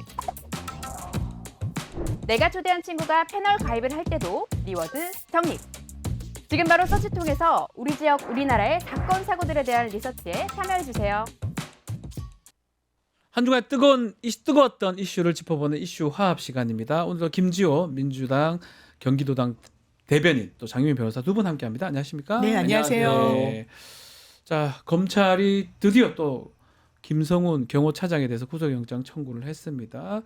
이제껏 3번 정도 구속영장 경찰 신청에 대해서 기각을 했다가 반려를 했다가 했던 것 같은데 뭐 이제서야 구속영장을 청구한 이유는 뭘까요? 장유민 변호사님. 일단 이 김성훈 차장에 대해서는 4번 반려했다고 하고 네. 이 부분과 관련해서 납득되지 않는 부분이 있죠. 인신 확보의 필요성은 증거인멸과 도주 우려가 있을 때 하는 건데 경찰이 여러 차례 왜냐하면 특수공무집행방해 적법한 법원의 영장에 기한 체포영장 집행을 막았어요. 그게 영상으로도 확인되고 이 내부에서는 정말 내부 제보가 쏟아지다시피 했었어요. 막았다. 그리고 뭐 비화품 관련해서는 서버를 관리하다 보니까 삭제하라고 했다. 이게 뭐 본인 말로는 2주가 지나면 다 삭제가 된다고 하지만 의도적 삭제를 한 경우와 네. 그렇지 않은 경우는 포렌식을 했을 때 그게 다르다는 거예요. 이런 정황인데 검찰 저는 합리적인 이유 못 들었습니다. 반려 계속할 때. 그냥 보안 수사가 필요했다. 보안 수사 필요해서 반려했다. 이게 여러 차례 거듭됐어요. 그러니까 고검의 영장 심의위까지 열렸던 거 아닙니까? 네. 그때 9명의 위원 중에 6명이 그 고검에서 다 선정한 사람들이에요. 법조인들이고. 이거 경찰 손을 들어준 거예요. 이례적이었죠. 왜냐하면 이 심의위원회가 열렸을 때 거의 전례가 없었거든요. 한 차례 정도 경찰 손 들어줬었거든요. 거의 처음 네, 봤어요. 네. 예. 그러니까 이거는 검찰 지금까지 했던 행태를 보면 등 떠밀려다시피 해서 한 거죠. 더는 영장 청구를 안 하면은 안 되겠다. 되겠다라는 식으로. 이게 또 검찰 조직의 민낯을 보여주는 하나의 또 사례로 기록될 것 세 같습니다. 번 정도 이렇게 반려 기각한 그런 상황인가 싶기도 하고 지금 장 변호사님 말씀처럼 그래도 이렇게 지금 한 거는 이제 이번에까지 그래 하면 문제가 되겠다 이렇게 판단했던 건가요? 검찰이 저는 김성훈 차장 경호차장에 대한 검찰의 태도를 두 가지 면에서 봐야 된다고 네. 생각합니다. 첫 번째는 뭐냐면은 김성훈 경호차장 대한민국 공권력을 정면으로 도전한 사람입니다. 예 맞아요. 아니 다 보셨잖아요. 다 봤습니다. 정말 그 총총 뭐 끊을 뻔했죠. 몇천 명의 경찰이 동원해가지고 체포영장을 집행하는데 정면으로 막아선 사람, 네. 기관당 총을 들고 경호관들이 설치게 한 사람, 그 사람 누굽니까? 그런데 검찰이 3번이나 구속을 미뤘다? 저는 이유가 있어서 구속영장을 반려했다고 생각하고요. 그럼 그 이유가 뭐냐? 뭔가 김성훈 경호처장이 구속되면 곤란한 사정이 검찰에게 있지 않았냐? 이런 합리적인 의심을 할 수 있고 네. 두 번째로는 왜 지금 그러면 구속영장을 집행하려고 이젠 또 왜 하려고 하냐? 예. 이제 김성훈을 구속해도 검찰은 안전하기 때문이 아니겠어요? 그러면 결론적으로 말하면은 김성훈 경호처장이 구속됐을 때 검찰에 뭔가 안 좋은 증거들을 경찰이나 공수처가 확보할 수 있기 때문에 그런 숱한 비난에도 불구하고 김성훈 경호차장에 대한 구속영장을 반려했고 네. 이제 어느 정도 증거인멸이 완료됐다고 확신하는 이 순간에 이제 됐다. 이제 김성훈 경호처장 뭐 구속돼도 우리는 안 다칠 수 있다는 확신이 있기 때문에 저는 구속영장을 신청했다. 그렇게 생각합니다. 좀 그렇습니다. 뭐 구속이 될지 안 될지는 법원 판단이니까 좀 기다려봐야 되겠지만 어쨌든 김성훈 차장이 구속되면 비하폰제를 계속해요. 경호처가 관리하고 있는 비하폰 접근이나 확보가 가능하기 때문에 또 지금 우리 김주호 대변인 말씀대로라면 그 비하폰 이제 없어졌으니까 구속시키라. 이렇게 해석하는 경우도 있는 것 같아요. 그걸 제일 걱정하시는 거죠. 너무 많은 시간을 검찰이 벌어줬어요. 이 차장한테. 그동안 어떤 걸 했을까? 왜냐하면 실제로 지시를 받았다는 경호처 직원들이 있고 비화 서버와 관련해서. 네. 그리고 검찰이 왜 그랬을까? 아직은 추정 단계입니다만 지금 김용현 전 장관도 대검 차장이랑 전화하고 비화폰으로 전화하고 검찰 조율해가지고 들어갔습니다. 그리고 검찰 이 내란에서 지금 한 발짝 떨어져 있는 것 같고 수사기관인 것 같이만 나오지만 별로 중립적이지 않아 보여요. 왜냐하면 윤석열 대통령 공소장에 선관위에 여러 단위의 이 기관에서 나갑니다. 경찰은 이 건물을 뭐 엄호하고 군은 뭘 하고 그러면서 수사기관에서 사람이 나올 거라고 이야기가 나오죠. 애초에 원 진술은 검찰에서 사람이 나올 거라는 거였어요. 검찰이 쓰는 게 공소장입니다. 검찰 대신 수사기관이라 쓰면서 톤다운을 시켰어요. 바꿨죠. 예, 실제로 추미애 의원실에서 이 제기한 의혹 중에 하나는 대검에서 2명이 나갔다라는 거예요. 검찰 내란과 무관하지 않습니다. 그런 부분 대검 차장 김용현 씨랑 비화폰으로 통화했습니다. 네. 이런 부분과 관련해서 막고자 하는 동인이 있어 보이는 거죠. 조직 논리를 앞세워서 수사를 망가뜨리면서 이러면 되겠습니까, 검찰? 그럼에도 불구하고 이제라도 뭔가 비하폰이 뭐 몇천 대가 지금 나갔다고 하는데 비하폰 서버 확보하려고 지금 경호처 들어가야 되는 거잖아요. 김성훈이 그걸 막고 있었고 이제라도 하면 뭔가 더 성과는 좀 있을 것이다 이렇게 보십니까? 아니면 끝났습니까? 전 뭐라도 네. 단서를 찾았으면 좋겠지만 해야 되는데 지금 그 시간이 너무나 많이 도가됐기 때문에 경호 그다음에 이제 그 김성훈 경호처장의 그런 태도, 네. 검찰의 태도를 봤을 때는 상당한 증거가 훼손됐을 것이다. 이렇게 저는 예상하고 있습니다. 거의 다 없어졌을 것이다. 네. 또 이 와중에 김성훈 차장 지금 구속영장이 뭐 청구되긴 했지만 그 전에 이미 이 부장급 간부 중에 체포영장 집행을 막으려고 했던 그 지시를 반발했던 간부 해임을 했다는 사실이 드러났어요. 경호 차장은 살리고 이 사람 이 잘한 사람은 또 하면 다음으로 한 해임을 그러니까요. 해버리고 어떻게 봐야 됩니까? 이게 누구 믿고 그랬겠습니까? 지금 누가 나와 있습니까? 윤석열 씨가 나와 있죠. 윤석열 믿고 한 거죠. 그렇죠. 자기가 자기 자력으로 할 것 같으면 진작에 했겠죠. 네. 본인 왜냐면 경호 3부장이 문제 제기했다는 거예요. 이거 이 경호처가 다칠 수 있다. 그리고 불법이다. 법원이 발부한 영장 맞는 그게 맞는 거예요. 당연한 얘기 아닙니까? 그 태도가 맞습니다. 예. 본인이 해임이 되더라도 파면이 되더라도 그건 김성훈 차장이 돼야 마땅한 거죠. 그런데 지금 처장 대행을 맡으면서 인사권까지 사실상 전행하고 있는 거 아닙니까? 네.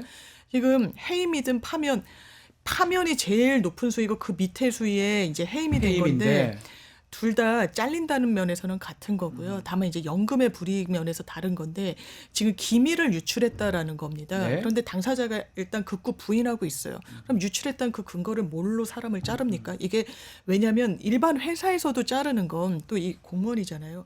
생계와 연결이 돼 있고 그러니까. 함부로 할 수가 없는 거예요. 예. 다들 이 절차를 거쳐야 되는데 그게 엄밀하게 걸쳐졌는지 지금 윤석열 씨가 나왔을 때 우리 사회가 얼마나 또 난센스를 보는지를 보여주는 거죠. 지금 이 사례도. 결국 믿는 구성 얘기하셨는데 징계위 딱 열어가지고 해임이라는 강력한 징계를 내렸다는 거는 윤석열 때문에 했다.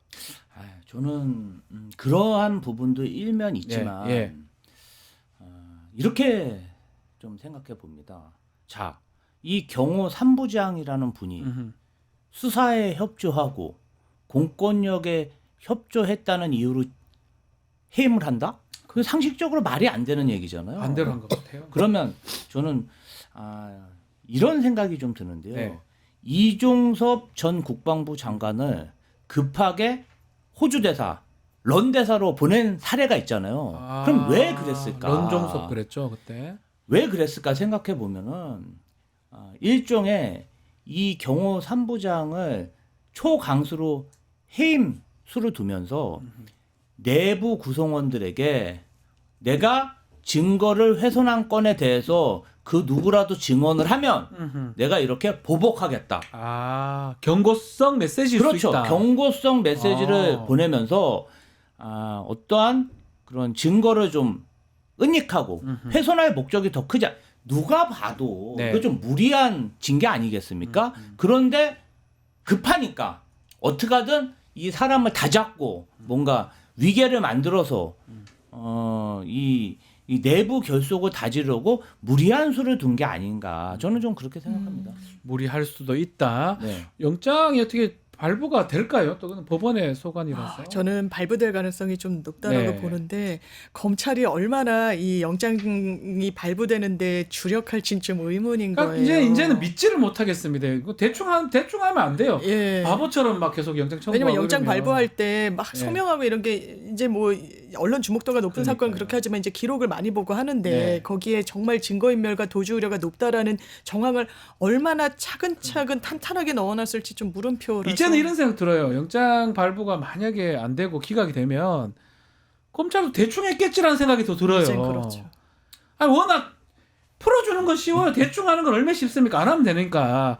왜냐하면 이게 3번, 4번째 이카본이 있으니까 그런 생각까지 의심이 듭니다. 아마 이러면 안 되는 거 아닙니까? 많은 국민들이 윤석열 내란숙의 피의자의 네. 석방을 보면서 아마 이제 안 믿은 검찰이 김성훈 경호차장에 대한 구속영장 신청을 어떻게 썼을지 네. 뭐 어떤 분은 발가락으로 쓰지 않을까? 일부러 기각되게 쓰지 않을까? 이런 제가 의심까지 장담하건데 하더라고요. 풀게 만드는 건 어렵지 않아요. 대충 하면 돼요. 안 하면 되는 거니까요. 안 하는 게 뭐가 어렵습니까? 이번에도 검찰이 어떤 법기술을 쓸지 만약에 이제 구속이 된다면 조금 진정성을 믿을 만한데 아마 그것도 진정성도 아니죠. 아 이미 증거가 다 훼손됐구나. 만약에 법원으로부터 구속영장을 못 받는다면 제 생각에는 아직 남아있는 증거가 있구나. 네. 이렇게 생각하면 될 것 같습니다. 우리가 이제 불고불리라 그러잖아요. 법원에서 마음대로 판단을 못 합니다. 검찰이 올려줘야지만이 판단할 수 있는 그런 상황인데 봤다시피 검찰이 항고 안 하면 그만인 거예요. 즉시 항고하면 이런 일들이 계속 일어나니까 누가 지금 검찰이나 이 사법기관을 신뢰를 하겠습니까? 아유 슬픕니다. 자, 또 하나 얘기해야 될 게 탄핵 심판 선고입니다. 뭐 다들 잠을 잘 못 이루고 있다고 합니다. 지난주에 될 것 같았는데 이번 주 또 21일 금요일 날 좀 가능성 있지 않느냐 예측이 되고 있는데 뭐 하려면 오늘 정도에는 고지가 또 이루어져야 될 것 같은데 어떻게 보십니까? 이게 이번 주를 넘기면 네. 굉장히 이제 사회적 긴장도는 더 높아지는 거예요. 네. 시간이 지체된다고 해서 이 갈등이 완화되는 국면이 아닌 것 같습니다. 헌법재판소가 모를 리 없다라고 생각하고요. 네. 다만 이제 전직 헌법재판관이나 뭐 이런 기고문이나 뭐 인터뷰 취재한 내용을 보면 워낙에 절차적 문제를 많이 거론을 했기 때문에 네. 이 부분에 대해서 하나하나 마침표를 찍어줄 책무가 헌재에 있다라는 거예요. 왜냐하면 이게 불복의 시비가 될 거예요. 이 문제 제기했는데 저 문제 제기했는데 거기에 대해서는 뭐 판단을 유탈했니 어찌니 이럴 수 있기 때문에 좀 윤석열 대통령이 좀 자초한 측면이 있고 또 관련 사건들이 이를테면 좀 얽히고 설켜 있는 게 있죠. 네. 한덕수 총리도 내란과 관련해 가지고 이 탄핵 사유 중에 하나로 들어갔는데 그러려면 같이 왜냐하면 이 정합성이 있어야 되니까요. 각 당사자마다 이 하나의 쟁점에 대해서 그럼 윤석열 대통령에 대해서 가름을 타고 그다음에 한덕수도 같이 들여다봐야 되는 그런 문제들 그리고 탄핵과 관련해서 유사한 이 사람들이 계속 있는 거고 그래서 일각에서는 검사 탄핵이랑 감사원전 탄핵이 원래 뒤에 나올 거라고 예측하는 사람도 있었는데 앞에 네. 나왔던 것도 줄탄핵이 계엄의 이유라고 하는데 가름을 일단 한번 타줬잖아요. 줄탄핵은 탄핵의 남용이 아니다. 정치적인 이유가 부수적으로 설사 야당한테 있었다고 하더라도 헌법이 부여한 권능을 행사하려고 한 거라고 했단 말이에요. 그러니까 예. 이게 다 퍼즐이 좀 맞춰지는 부분이 있는 것 같아요. 그렇기 때문에 이 부분과 관련해선 이미 시간이 근데 많이 지체돼서 이번 주를 넘기면 안 된다고 생각합니다. 어떻게 보십니까? 오늘 고지하고 금요일 날 21일 날 선고가 될까요? 이제는 뭐 좀 바람일 것 같기도 하고. 저는 네. 이번 주에 만약에 헌재 선고가 나지 않는다면 정말 다음 주부터는 대한민국의 그 혼란상이 극에 달할 것으로 생각됩니다. 한편으로는 헌법재판관들도 인간이기 때문에 이해가 되는 측면도 있습니다. 왜냐하면 그동안 국민의힘과 극우 그 지지층들이 어떻게 했습니까? 정말 그 법원을 약탈하고 국회의원들이 뭐 80명 가까이 각하해달라 탄원서를 내고 그리고 지금도 헌재 주변에서 1인 릴레이 시위를 하고 있는 게 국민의힘과 극우 지지층입니다. 국민의힘 정치인들이 하고 있죠. 어떤 네. 협박 정치, 약탈의 정치에 대해서 헌법재판관들도 무섭기 때문에 이미 평의에 대한 어떤 컨센서스는 맞춰졌지만 네. 판결문을 통해 가지고 정말 본인들이 꼬투리를 잡히지 않으려고 심사숙고하고 있다고 그렇게 생각합니다. 그러나 언제까지 이 결과를 미룰 수가 네. 있겠습니까? 네. 지금 계속 이게 지연되면서 온갖 억증과 그다음에 유언비어가 그냥 난무하고 있어요. 그게 문제 같아요. 이 어제 유언비어 보도도 때문에 그렇고요. 지금 그냥 국민들이 카톡방에서 자라보고 놀란 것은 소떡봉 보고 놀란다고 윤석열 내란 수계가 그냥 풀려나가지고 관저에 가면서 그 불안감이 아주 고조되고 있지 않습니까? 굉장히 불안해하고 이런 혼란스러운 상황 대한민국에 좋지 않습니다. 우리 대한민국이 그렇게 녹록한 나라가 아니지 않습니까? 지금 분단 국가고 지금 트럼프의 관세 전쟁에 지금 아주 그냥 혼란스러운 상황인데 저는 이러한 혼란스러운 대한민국의 상황 헌법재판소에서 구국의 결단을 해야 된다고 봅니다. 이번 주 꼭 결정해야 됩니다. 이번 주에 꼭 결정을 해야 되고 또 이 탄핵 심판 선고가 지난주부터 예측이 됐는데 늦어지면서 정치권에서는 이제 승복 논란이 한창이에요. 근데 이게 뭐 정치권이 승복할 게 아니고 당사자의 윤석열이가 승복해야 되는 거 아닙니까? 그러니까요. 권성동 원내대표가 승복한다고 해봤자 아무 소용없는 네. 거예요. 그래도 불안감이 가시지 않는 건 윤석열 대통령이 함구하고 있기 때문입니다. 네. 그러면서 말만 승복한다고 하면 뭐 합니까? 지금 서천호 의원인가요? 네. 헌재를 때려 부수겠다라고 때려 부수자. 해요. 이런 어떻게 보면은 완전히 민주주의를 와해시키는 말을 하면서 아 우리 승복할게라고 이야기를 하고 또 한축으로는 뭐라고 합니까? 민주당 승복하라고 이야기를 해요. 뭔 말이에요 이게? 제가 조갑재 대표가 한 예. 말이 정확하다고 했는데 왜 가해자가 피해자한테 승복 운운하냐는 취지예요. 가해자가 본인과 관련한 단죄에 대해서 승복한다고 이야기하는 게 맞는 겁니다. 윤석열 대통령 지금 승복하는 것처럼 보이나요? 석동현 변호사가 했으니까 승복할 거다? 아니요. 석동현 변호사가 헌재 결정 나오면 불복 할 수가 없는 거 아니겠느냐 정도 그 얘기했는데 말이죠. 근데 다른 변호인이 또 뭐라 그랬냐면 승복한다고 메시지 나는데 어떤 입장입니까? 물었더니 이거 헌재 결과가 나와봐야 안다라고 그랬어요. 이거 불복의 밑자락을 까는 것처럼 보이는 거예요. 윤석열 대통령은 구속 취소됐을 때 본인이 승리한 것처럼 법률적으로 무죄 석방된 것처럼 주먹을 불끈 쥐었습니다. 그러니까요. 승복하는 모습 아닌 걸로 보이는 거예요. 그러니까 국민들이 불안해하고 최소한의 정치적인 염치가 있다면 승복한다는 메시지 지금이라도 윤석열 대통령이 내야 됩니다. 이 지금 국민의힘에서 윤석열한테 승복하라 달라고 요청이라도 해야 되는 거 아닙니까? 건의. 권성동 원내대표가 예. 승복 메시지를 내면서 이재명 대표도 승복 메시지를 내라 이렇게 얘기했지만 이재명 대표가 뭐 계엄했습니까? 그러니까요. 저는 성동격서라고 생각합니다. 아. 이재명 대표를 거론했지만 내심은 윤석열 내란숙의 피의자에게 승복 메시지 좀 내달라 이런 그런 이런 의도가 본심이 있을 있다고 것이다. 생각하고요. 그러나 우리 윤석열 내란숙의 피의자 지난 3년 동안 이 사람에게는 민주주의의 기본 원칙인 포용과 승복 이 두 단어가 없습니다. 사과하는 걸 너무 싫어하는 것 같아요. 받아들이는 것도 싫어하고. 생각해 보십시오. 예. 강서선거 대패했을 때 승복했습니까? 아니요. 지난 24년 총선 때 대패했습니다. 부정선거라잖아요. 승복했습니까? 부정선거라잖아요. 아니 이 사람에게는요 포용과 승복이라는 게 없어요. 그리고 진짜 내란 일으켜가지고 정말 죽을 죄를 졌는데 어떻게 했습니까? 구치소 가서 정치했어요. 네. 구치소 가서 그 대표 당권 주자들 나경원, 윤상현, 김기현 예방하면서 어떤 일 저질렀습니까? 네. 구치소 정치, 사저 정치 앞으로는 저는 광장 정치까지 할 거라고 생각되고요. 네. 뭐 구치소 있을 때도 승복 안 했는데 네. 뭐 지금 어떻게 승복 메시지 내겠어요? 최후 변론 때 정말 많은 보수 언론들이 예. 최후 진술에서는 윤석열 대통령이 그래도 일국의 대통령으로서 어떤 결과가 나오든 승복해야 된다 이런 메시지 내야 된다고 이구동성 이야기했는데 그런 메시지 전혀 안 냈습니다. 안 나왔습니다. 앞으로도 윤석열 사전에는 승복이란 단어가 없을 것이라 저는 예상해 봅니다.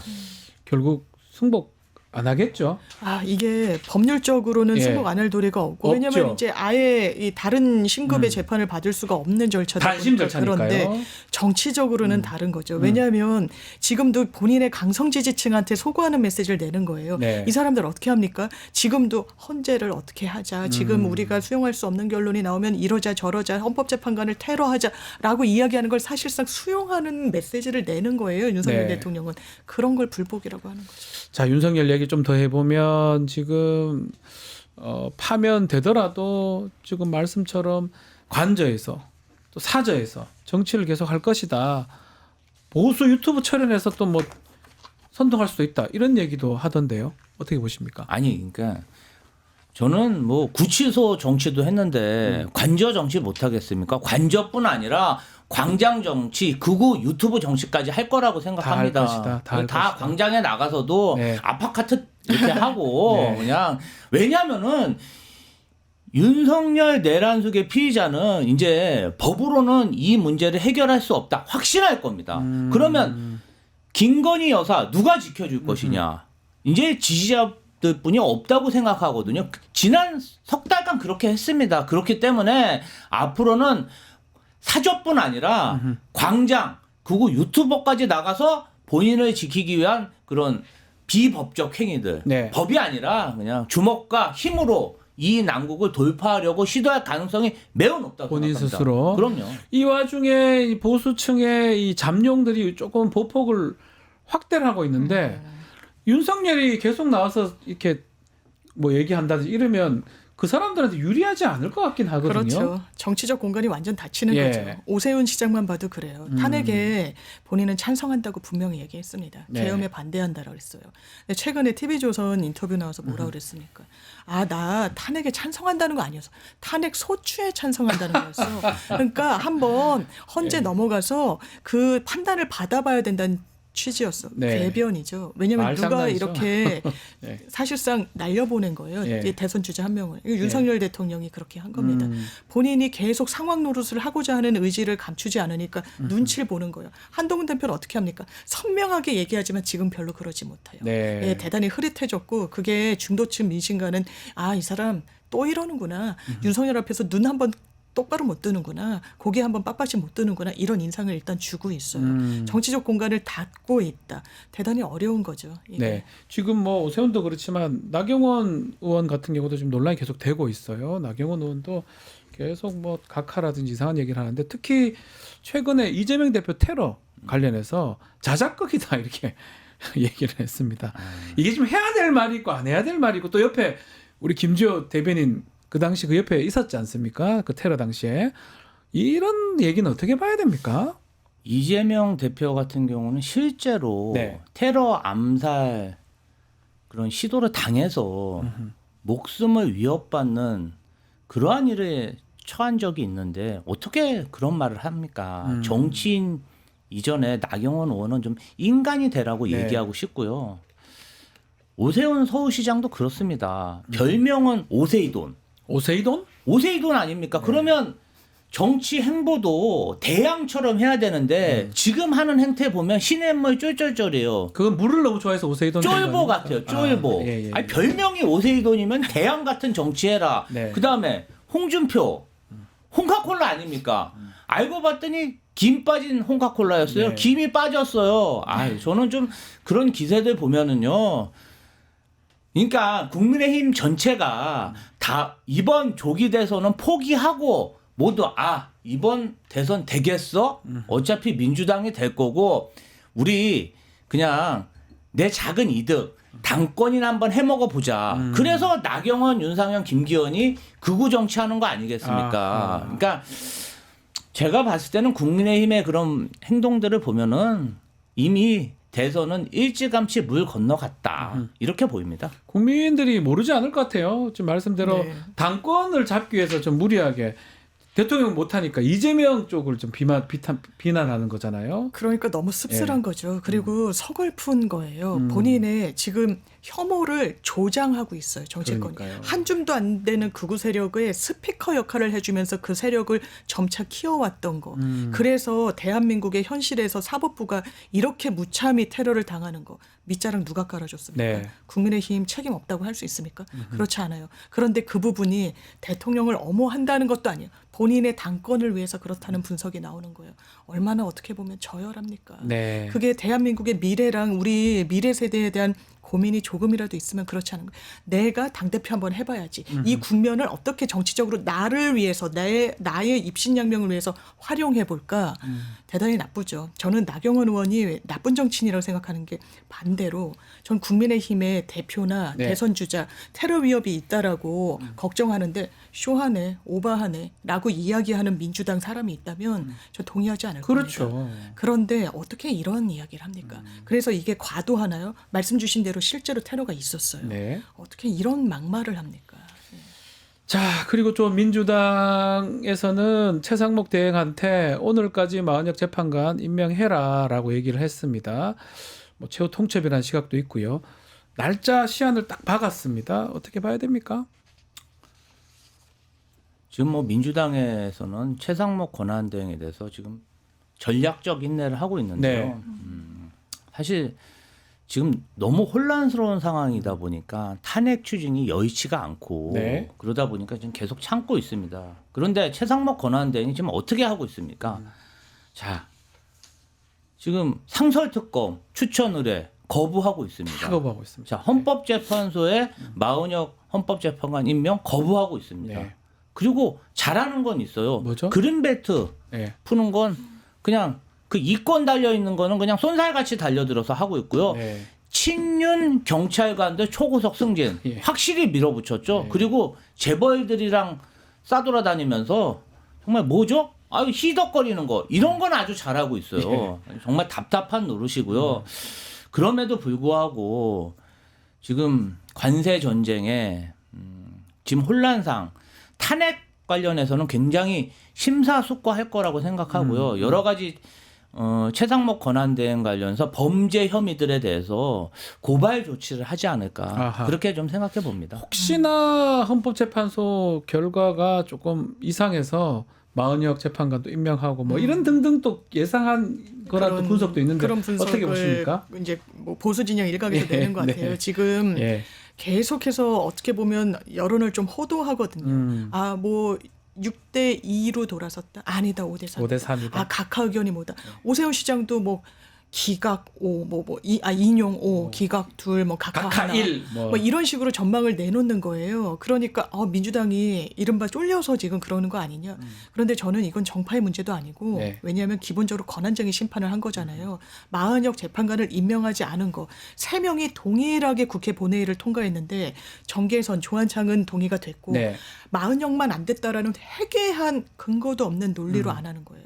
헌법재판소법 66조 2항을 보면요. 이런 부작위에 대한 청구를 했을 때 네. 안 한 부분에 대해서 문제 제기한 거잖아요.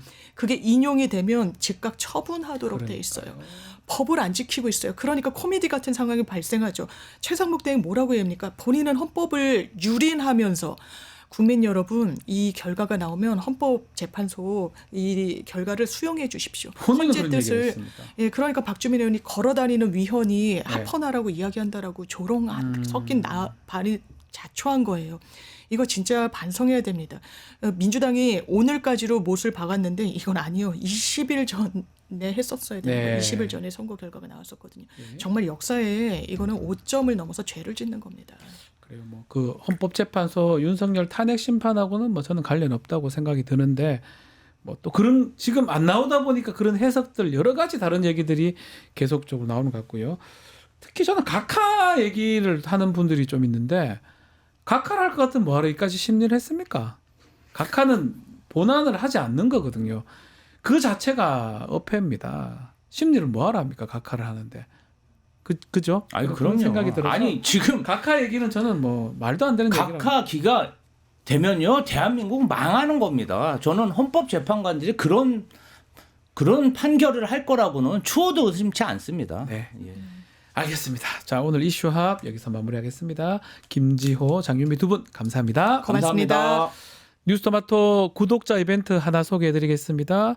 지금 실시간 채팅창 참여하시면 매일 통통 쿠폰 2,000 통통 쿠폰을 지급해 드립니다. 매일 2,000원 상당의 할인 쿠폰 지급해 드리는데요. 채팅창 링크에 있는 통통모랩에 가입하신 뒤에 회원 고유번호 코드 실시간 채팅창에 한번 붙여넣기 하시면 이벤트 참여하실 수가 있습니다. 댓글을 다시면 하루 5번까지 참여하실 수 있고 5,000 통통 쿠폰을 드리겠습니다. 자세한 것은 실시간 채팅창 상단 고정 링크 아래 더보기란 참고하시면 됩니다. 이어서 뉴스 인사 프라임 진행이 됩니다. 민병덕 의원과 대담한 대담 준비되어 있습니다. 어디 가지 마시고 조금만 기다려 주십시오.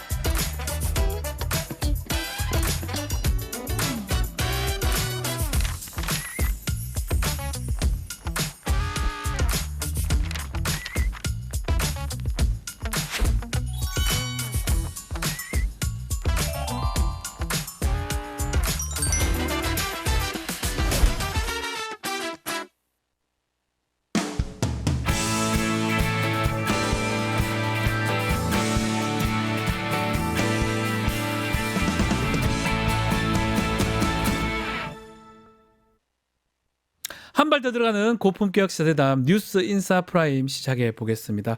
지난 5일 이복현 금융감독원장 3부 토건 주가 조작 관련해서 일부 이해관계자들의 100억대의 이익 실현이 있었던 건 부인하기 어렵다 이렇게 얘기를 했습니다.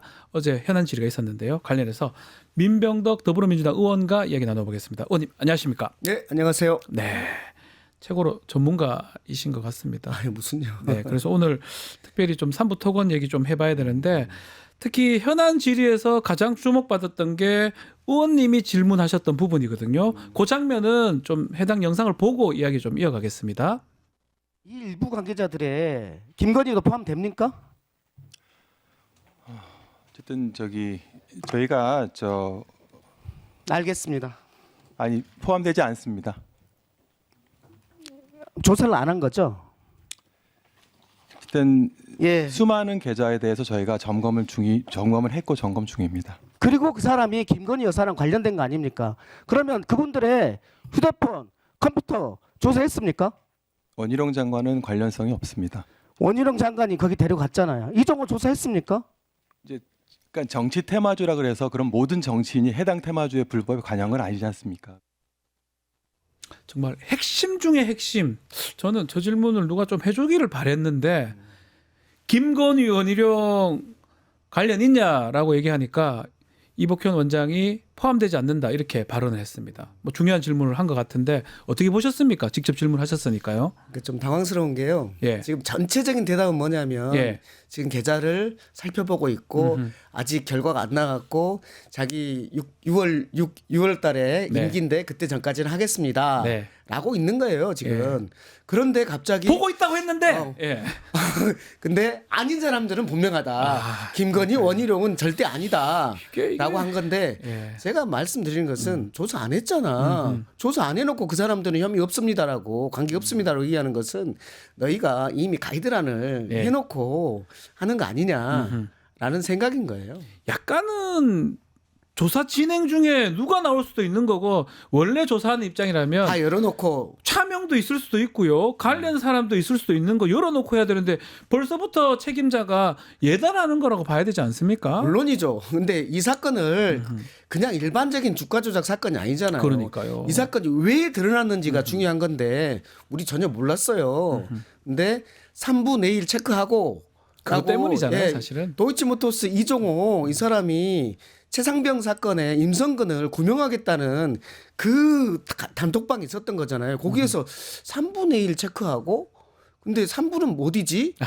이러고 있는 상태에서 예. 그게 5월 14일 날 얘기했고 5월 15일 날 우크라이나 젤렌스카가 한국에 오고 5월 16일 날 김건희 여사하고 대통령이 네. 젤렌스카 여사를 만나고 이렇게 되는 과정들이 있기 때문에 그 3부가 2, 3부 아니야? 네. 이렇게 해서 얘기한 거고 그러니까 김건희 관련성이 있는데 그러니까요. 이런 부분 하나 원희룡이 5월 22일 날 그냥 간 게 아닙니다. 5월 18일 날 국토부 차관이 네. 3부 토건을 면담을 해요. 이런 상태에서 원희룡이 갔어요. 그랬으니 그러면 원희룡 너는 왜 갔어? 국토부 차관은 왜 면담했어? 이런 부분들을 다 봐야 될 거 아니에요. 그러니까요. 너무나 당연한 건데 금융당국의 책임자인 금감원장 이복현 본인도 검사입니다. 본인이 검사고 수사 잘했던 사람입니다. 삼성의 저승사자라고 알려지는 이복현이 비록 다 무죄 받았지만 이제요. 그러니까요. 이 이복현이 이거는 또 못하고 있고 또 윤석열 사단의 꼬마 검사란 또 알려져 있잖아요. 이런 게 이상하다는 건데 어떤 걸 들여다봐야 된다고 의원님께서는 보십니까? 이번 관련해서는? 보세요. 네. 그 거래소에서는 이상거래 심리를 해가지고 이거 이상합니다라고 보냈어요. 네. 그거 뭐냐면 주가가 비정상적으로 움직입니다. 이런 사람들이 사가지고 이렇게 팔았습니다. 그 사이에 허위 정보가 공시가 됐습니다. 네. 허위 정보가 나왔습니다. 우크라이나 재건주라는 이렇게 나왔어요. 이게 뭐 바로 조사 바로 해야 되는 거 아니에요? 네, 그런 거죠. 그러면 그 이유가 뭐지? 왜 이렇게 금액 차이는 이렇게 시세 차익이 이렇게 났는데 그런데 그 이유가 우크라이나 재건주라는 허위 정보가 확 뜬 거잖아요. 네. 이 허위 정보와 관련된 것이 인과관계가 있나? 위법성이 있나? 이걸 살피는 게 핵심이잖아요. 그러려면 당연히 그 위법성과 관련된 김건희, 예. 이종호 그러니까 어떻게 이종호가 3분의 1 체크하고를 알았겠어요. 네. 내일 젤렌스카가 오고 모레 김건희 여사가 만나는 사실을 이종호한테 알려줬으니까 알았을 거 그러니까요. 아닙니까? 네. 그러니까 이종호 너 어떻게 알았어? 김건희 여사 알려줬어 안 알려줬어?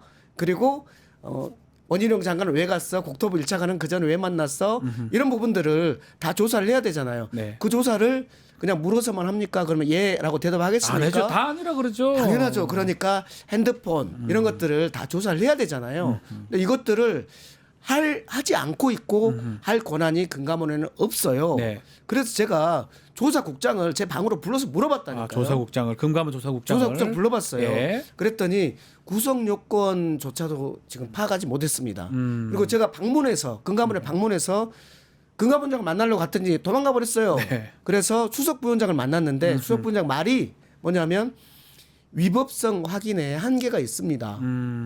이미 조사권밖에 없다 보니까 위법성 확인에 한계가 있습니다. 예. 이렇게 얘기를 하고 있어요. 그래서 저는 강제 수사권을 가지고 있는 금융위로 보내거나 패스트 트랙을 통해서 검찰로 보내거나 이렇게 하라고 계속해서 얘기했음에도 불구하고 계속해서 자기가 잡고 있겠다고 하니까 저로서는 갑갑하다라고 하는 거죠. 아직도 안 하고 있는 거 아니냐 이런 얘기인데 지금 삼부토건 관련해서 100억대 최소 시세 차익이 100억대다 이렇게 했는데 뒤에 웰바이오텍이라는 회사가 있었다라는 건데 이건 어떻게 봐야 됩니까? 그러니까요. 이제 네. 이걸 보니까 웰바이오텍은 우리가 잘 모르고 있는데 처음 듣는 아마 우리 시청자들 예, 처음 듣는 맞습니다. 회사 같아요. 삼부토건하고 같이 우크라이나 재건 포럼에 같이 갔습니다. 같이 갔던 회사입니까? 예, 같이 갔던 회사예요. 예. 우리가 3분만 안 이유는 3분의 1 체크하고 예. 이것 때문에 3분만 아는 것이지 웰바이오텍도 같이 갔고 네. 그리고 가서 협약도 했습니다. 아, 우크라이나 웰바이오텍도? 기업하고 예. 최대 물류 기업과 연무 협약도 체결했다고 공개를 했어요. 네. 그리고 주가도 삼부토건하고 거의 똑같이 움직입니다. 저기 지금 주가 나오죠. 흐름 예. 나오죠. 엄청 네. 뛰었어요. 빵 뛰었습니다. 예. 저렇게 되고 있거든요. 그러니까 그러면 삼부토건하고 웰바이오텍은 무슨 관계가 있지? 이렇게 보니까 예. 이 회장이 똑같습니다. 이일준 회장이 예. 관계성이 있는 겁니까? 그렇죠. 아. 이일준 회장이 삼부토건을 인수할 때 보니까 예. 웰바이오텍을 가지고 있었고 아하. 웰바이오텍의 전환사채를 발행했어요 그때. 오호. 이게 이제 이 의심이 있는 거죠. 예, 그래서 예. 이거랑 무슨 관계가 있지 하면서 지금 나오고 있는 상황.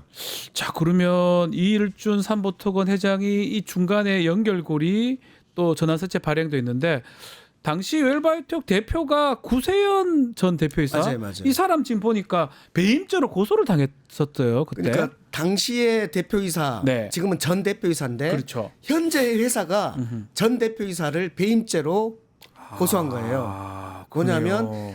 당신이 그 대표로 있었던 시기에 우리 회사에 손해를 끼쳤다라는 거잖아요. 예. 그 손해의 내용이 뭐냐면 전환사채를 헐값으로 발행해가지고 했다는 거거든요. 그렇죠. 그게 이제 이 웰바이오텍하고 여기에서의 내용이 그겁니다. 근데 그 금액이 한 400억, 373억 이 정도의 배임을 했다는 것인데, 네. 근데 이게 아까 좀 전에 말했던 전환사채를 헐값에 발행해가지고 시세 차익이 난 약 400억 이거랑 얼추 비슷한 거예요. 400억하고 예. 사채 전환 사채하고 그래서 이것은 이 부분은 훨씬 더 우리가 또 예의주시하면서 파봐야 될 상황이다. 삼부토건 웰바이오텍 다 조금 확인을 해봐야 되겠네요. 네네.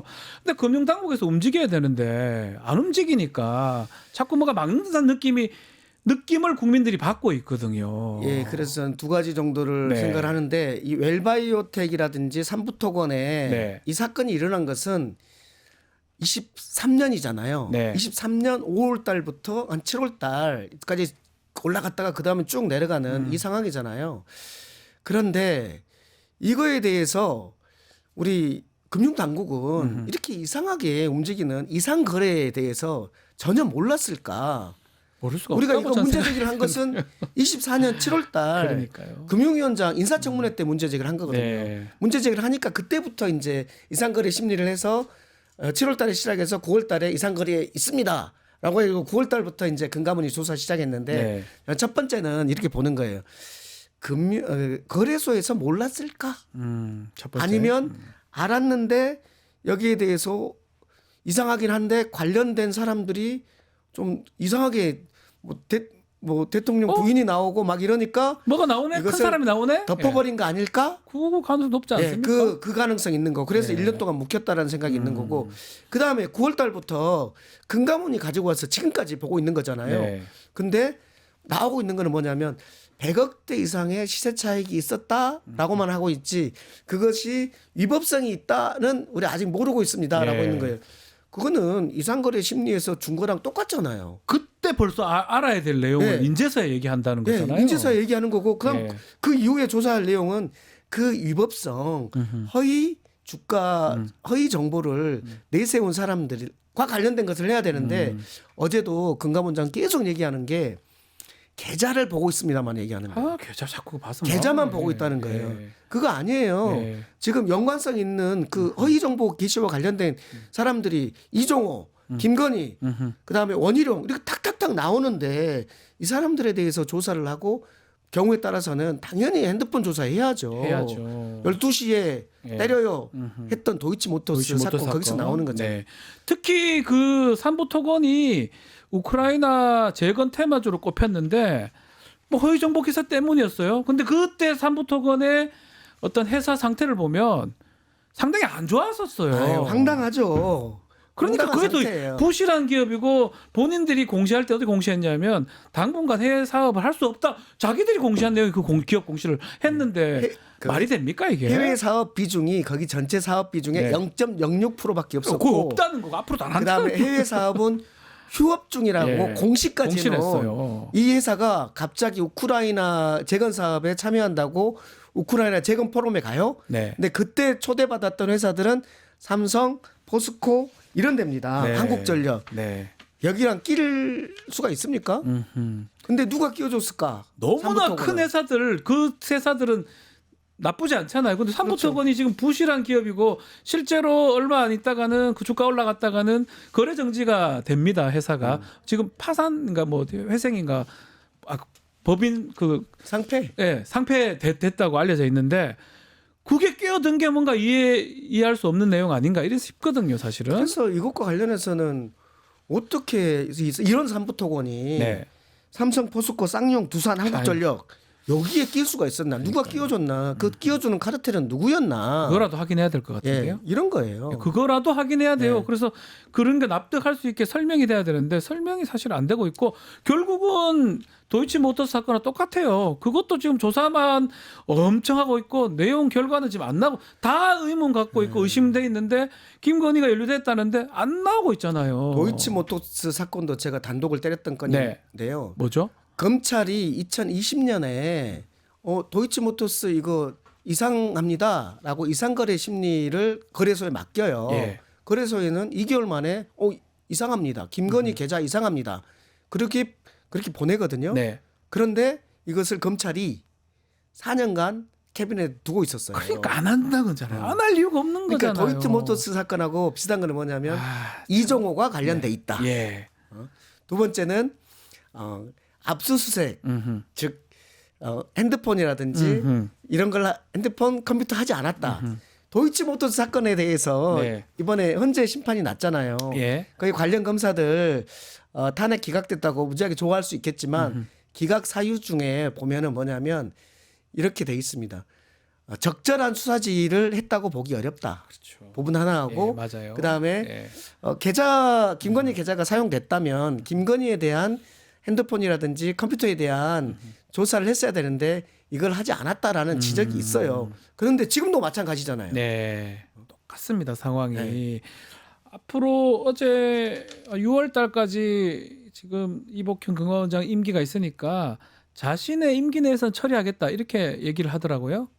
가능한 얘기인가요? 저는요, 금감원이 지금 안 하고 있거나 못 네. 하고 있거나인데 예. 안 하고 있을 수도 있고 못 하고 있을 수도 있는데 그렇죠. 못 하고 객관적으로는 거기는 강제 조사권이 없잖아요. 그렇죠. 검찰에 넘겨야 돼요. 나중에 예, 하려면. 강제 조사권이 없으니까 강제 조사를 할 수 있는 금융위하고 공동 조사를 하라고 그렇게 했는데 음흠. 이쪽으로 넘겼어요. 네. 근데 조사 인원이 한 명이에요. 한 명밖에 없어요. 네, 한 명이에요. 한 명만 해놓고 하고 있는 거예요. 예. 그러면서 이법성 확인을 못해서 한계에 부딪혀 있다고 하는데도 불구하고 이 사람은 자기 임기 동안 가지고 있겠다고 해요. 그럼 그때 열심히 할 수 있을까? 저는 어제 내내 넘기라고 그랬거든요. 네. 검찰한테 넘겨라, 금융위한테 넘겨라 하고 있는데 안 넘기고 있어. 근데 이 중요한 본인도 가장 중요한 사건이라 그러는데 이 중요한 사건을 왜 자기가 계속 가지고 있을까? 강제수사권 넘는데 임기 때까지. 이상하죠. 저는 이게 이상한 거예요. 이상합니다. 누가 봐도 이상해요. 왜 이것이 갖고 있어요? 두 가지 측면이 있는데 네. 윤석열 대통령, 김건희 여사를 방탄하고 보호하기 위해서 이러는 것이 수도 있고 네. 또 하나는 윤석열에게 보여주고 있는 건 내가 이거 잡고 있어. 내가 이 중요한 정보 내가 갖고 네, 있거든. 갖고 있어. 무슨 시그널일까? 예. 누구 편에서의 시그널일까? 누구한테 조국을 하고 이런 갖고 있으면서 시그널을 보내고 있을까? 그러니까요. 네. 해석 영역이긴 한데 하여튼 그럴 수 있다라고 하는데 그 한 명 있는 거 아닐까 싶어요. 한 명 있는 거 아닌가. 댓글 하나 소개해드리면 비주님인데 우리 민병당 의원님 경제학 박사입니까라고 질문을 합니다. 너무나 잘하시니까 답변 주시겠습니까? 아닙니다. 아닙니다. 저는 경제를 잘하는 정무위 그러니까 금융 공정거래 이 부분을 네. 세 번째 상임위를 두고 있는 그러니까요. 그러다 보니까 이제 경제신문이 좀 눈에 많이 들어오는 네. 경제를 많이 하는 네. 그렇게 아시면 돼요. 너무 전문가니까 질문을 그렇게 주신 것 같습니다. 자, 윤석열 얘기도 좀 해보겠습니다. 탄핵 심판 선고 계속 늦어지고 있어요. 선출 선입 선출 얘기도 하고 있는데 그래서 헌나 9 아니겠습니까? 그러면 윤석열 선거가 가장 늦어져야 된다. 헌나 8이죠. 그런 얘기도 있는데 어떻게 탄핵 심판 선고는 어떻게 보십니까? 지금까지 예상을 숱하게 많이 했는데 네. 다 틀려가지고 그래서 저도 사실 할 말이 없습니다. 질문을 하면서도 저희가 이제 방송이나 이런 걸 하면서 언제 될 것이다, 어떻게 될 것이다 하는데 이미 구속 취소 결정 나면서 석방될 때부터 모든 게 틀어진 것 같아요. 법률가들이 예상하는 거는 사실 안 맞다고 생각이 들어서 말씀드리기가 참 죄송한 건 과거에 사실입니다. 우리가 공부했던 법률 교과서하고 지금 다른 상황들이 많이 벌어지고 있기 그러니까요. 때문에 네. 솔직히 할 말이 없습니다. 네. 이 부분 관련해서는 이제 박근혜 때 그다음에 우리 노무현 대통령 때 이때에 비해서 많이 늦어지고 있다 네. 부분인데 이런 얘기는 있어요. 박근혜 때 노무현 대통령 때는 한 건을 가지고 하고 있었는데 지금은 아주 여러 건을 가지고 하고 있는 거 아니냐. 그리고 그 여러 건도 세제 감사원장이라든지 검사들이라든지 이거는 다른 쟁점이니까 그렇다 치고 지금 한덕수라든지 법무부 장관 박성재라든지 이런 사람들과 관련해서는 같은 쟁점이다 보니까 하나를 선고하고 그 쟁점으로 하나를 쫙 일관되게 해야 되기 때문에 그래서 길어지는 거 아니겠나라는 부분하고 또 이제 저쪽에서 계속해서 각하 얘기를 하고 있는 거잖아요. 네. 헌재에서 각하해야 된다. 내란죄를 뺐다라는 것 때문에 우리 법률가들 입장에서 말도 안 되는데 그렇죠. 이제 각하 얘기를 하니까 각하 사유와 관련해서 일일이 답을 다 적고 있는 거 아닌가. 이런 측면 때문에 좀 늦어지고 있는 거 아닌가라는 좀 생각입니다. 예측해 주십시오. 오늘 기일 고지가 되고 선고기일 21일 금요일 잡힐 수 있겠습니까? 예, 저는 또 이제 비공식적인 루트로는 오늘 발표가 되고 21일이다. 이런 얘기도 있습니다만은 또 비공식적이라는 말씀을 비공식적이다. 드릴 수밖에 없습니다. 관례대로라면 오늘 하고 금요일 수 있는데요. 네, 그렇습니다. 의원님, 네. 그러면서 이제 한덕수를 같이 하거나 한덕수를 그 직후에 하거나 이런 방식으로 하는 것이 있지 않겠나라는 생각이 들고 저는 한덕수 관련해서는 많은 분들이 기각되는 거 아니냐라고 예상을 하지만 저는 기각되면 이거는 헌재의 존재 가치가 없어지는 자기 모순적인 기각 판결일 거라고 생각해요. 예. 재판관 임명하지 않는 재판관을 임명하지 않는 것이 위헌이라고 했어요. 마은혁 재판관을 국회에서 선출해서 보낸 사람을 임명하지 않는 것은 위헌이라고 했어요.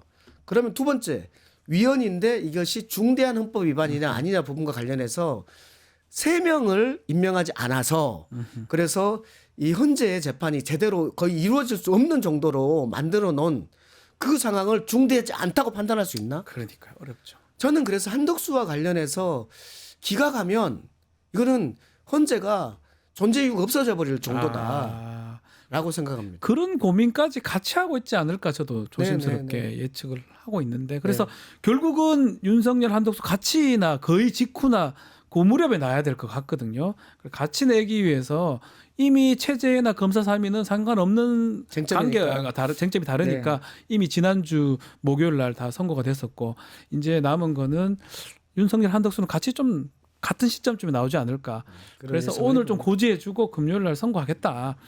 감히 예상해 봅니다. 이렇게 좀 해주면 바라는 것이 또 왜냐하면 이제 저도 뭐 법률을 하고 저희도 경험이나 저희 아는 지식에 의해서 이렇게 얘기를 하는데 이상한 일이 계속 일어나니까 감히 예측을 못 해드리겠어요. 틀리기도 하고 자꾸. 네, 구속일자 일로 정상해왔는데 처음 봤습니다. 예, 처음 봤습니다. 그다음 체포적부심을 빼버린다는 것을 상상도 처음 못했어요. 봤습니다. 예. 우리가 이런 거잖아요. 체포한 다음에 구속영장 청구는 48시간 내에 해야 된다. 그렇죠. 얼마나 금가옥조처럼 들어온 얘기입니까? 근데 그 사이에 체포적부심을 해. 근데 그 체포적부심 시간을 안 뺀다? 네. 그러면은 체포적부심 다 신청하지. 다 하면 그 시간 동안은 다 줄어듭니다. 구속 기간이 10일에서 그 전큼 다 줄어들어요. 지금 이 판결대로라면 이 결정대로라면 말이 안 되죠. 아이고 또 한숨이 나오는데 자 문제는 탄핵 심판이 선고된 이유도 또 문제가 될 수 있어요. 윤석열이 뭐 국민의힘은 승복 메시지를 낸다고 하지만 윤석열이 내지 않습니다.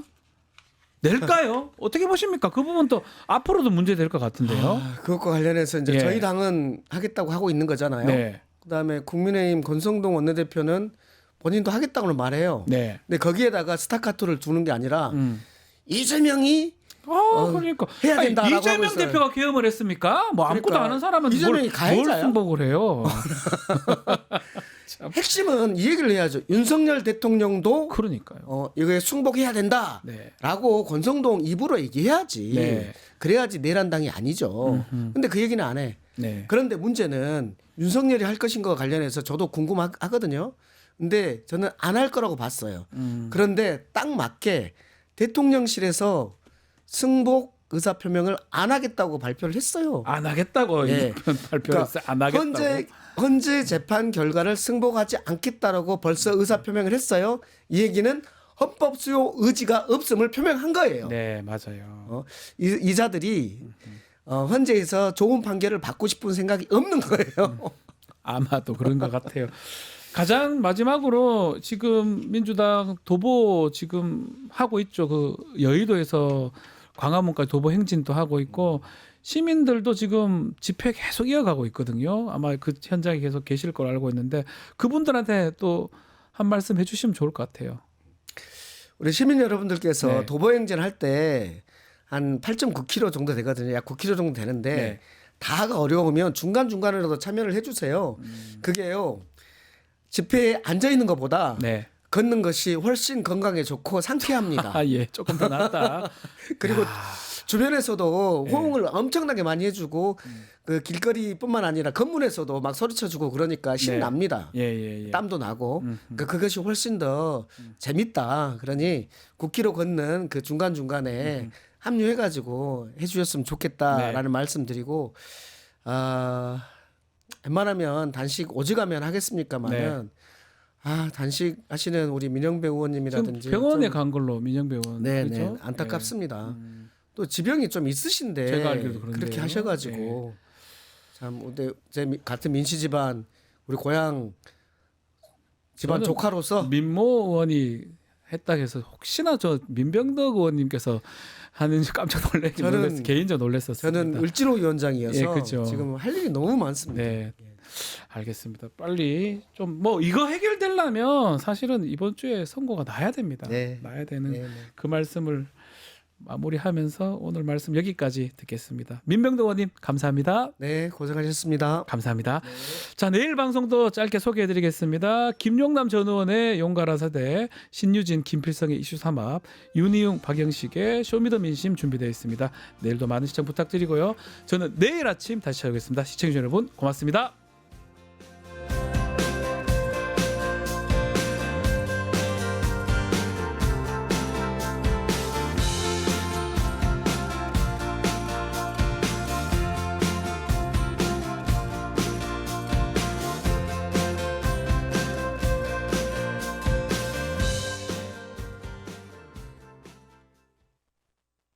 뉴스토마토 K평화연구원이 12.3 내란을 막아낸 시민영웅 1000명 찾기 프로젝트를 진행합니다. 비상계엄 선포 이후 국회, 광화문, 남태령, 한남동 본관, 헌법재판소 등지에서 내란을 막고 탄핵소추를 이뤄낸 시민영웅 1000명을 찾아내 대한민국 민주주의의 역사로 기록하고 시상의 본보기로 삼음으로써 민주주의를 더 널리 확산하기 위한 프로젝트입니다. 이 과정에 직접 참여했거나 참여자를 추천해 주실 분들은 우측 제보하기 QR코드나 아래 메일로 추천 및 제보해 주세요. 민주시민 여러분의 많은 참여 바랍니다. 뉴스토마토 K평화연구원과 함께 해주실 분들의 추천 제보 및 후원을 기다립니다.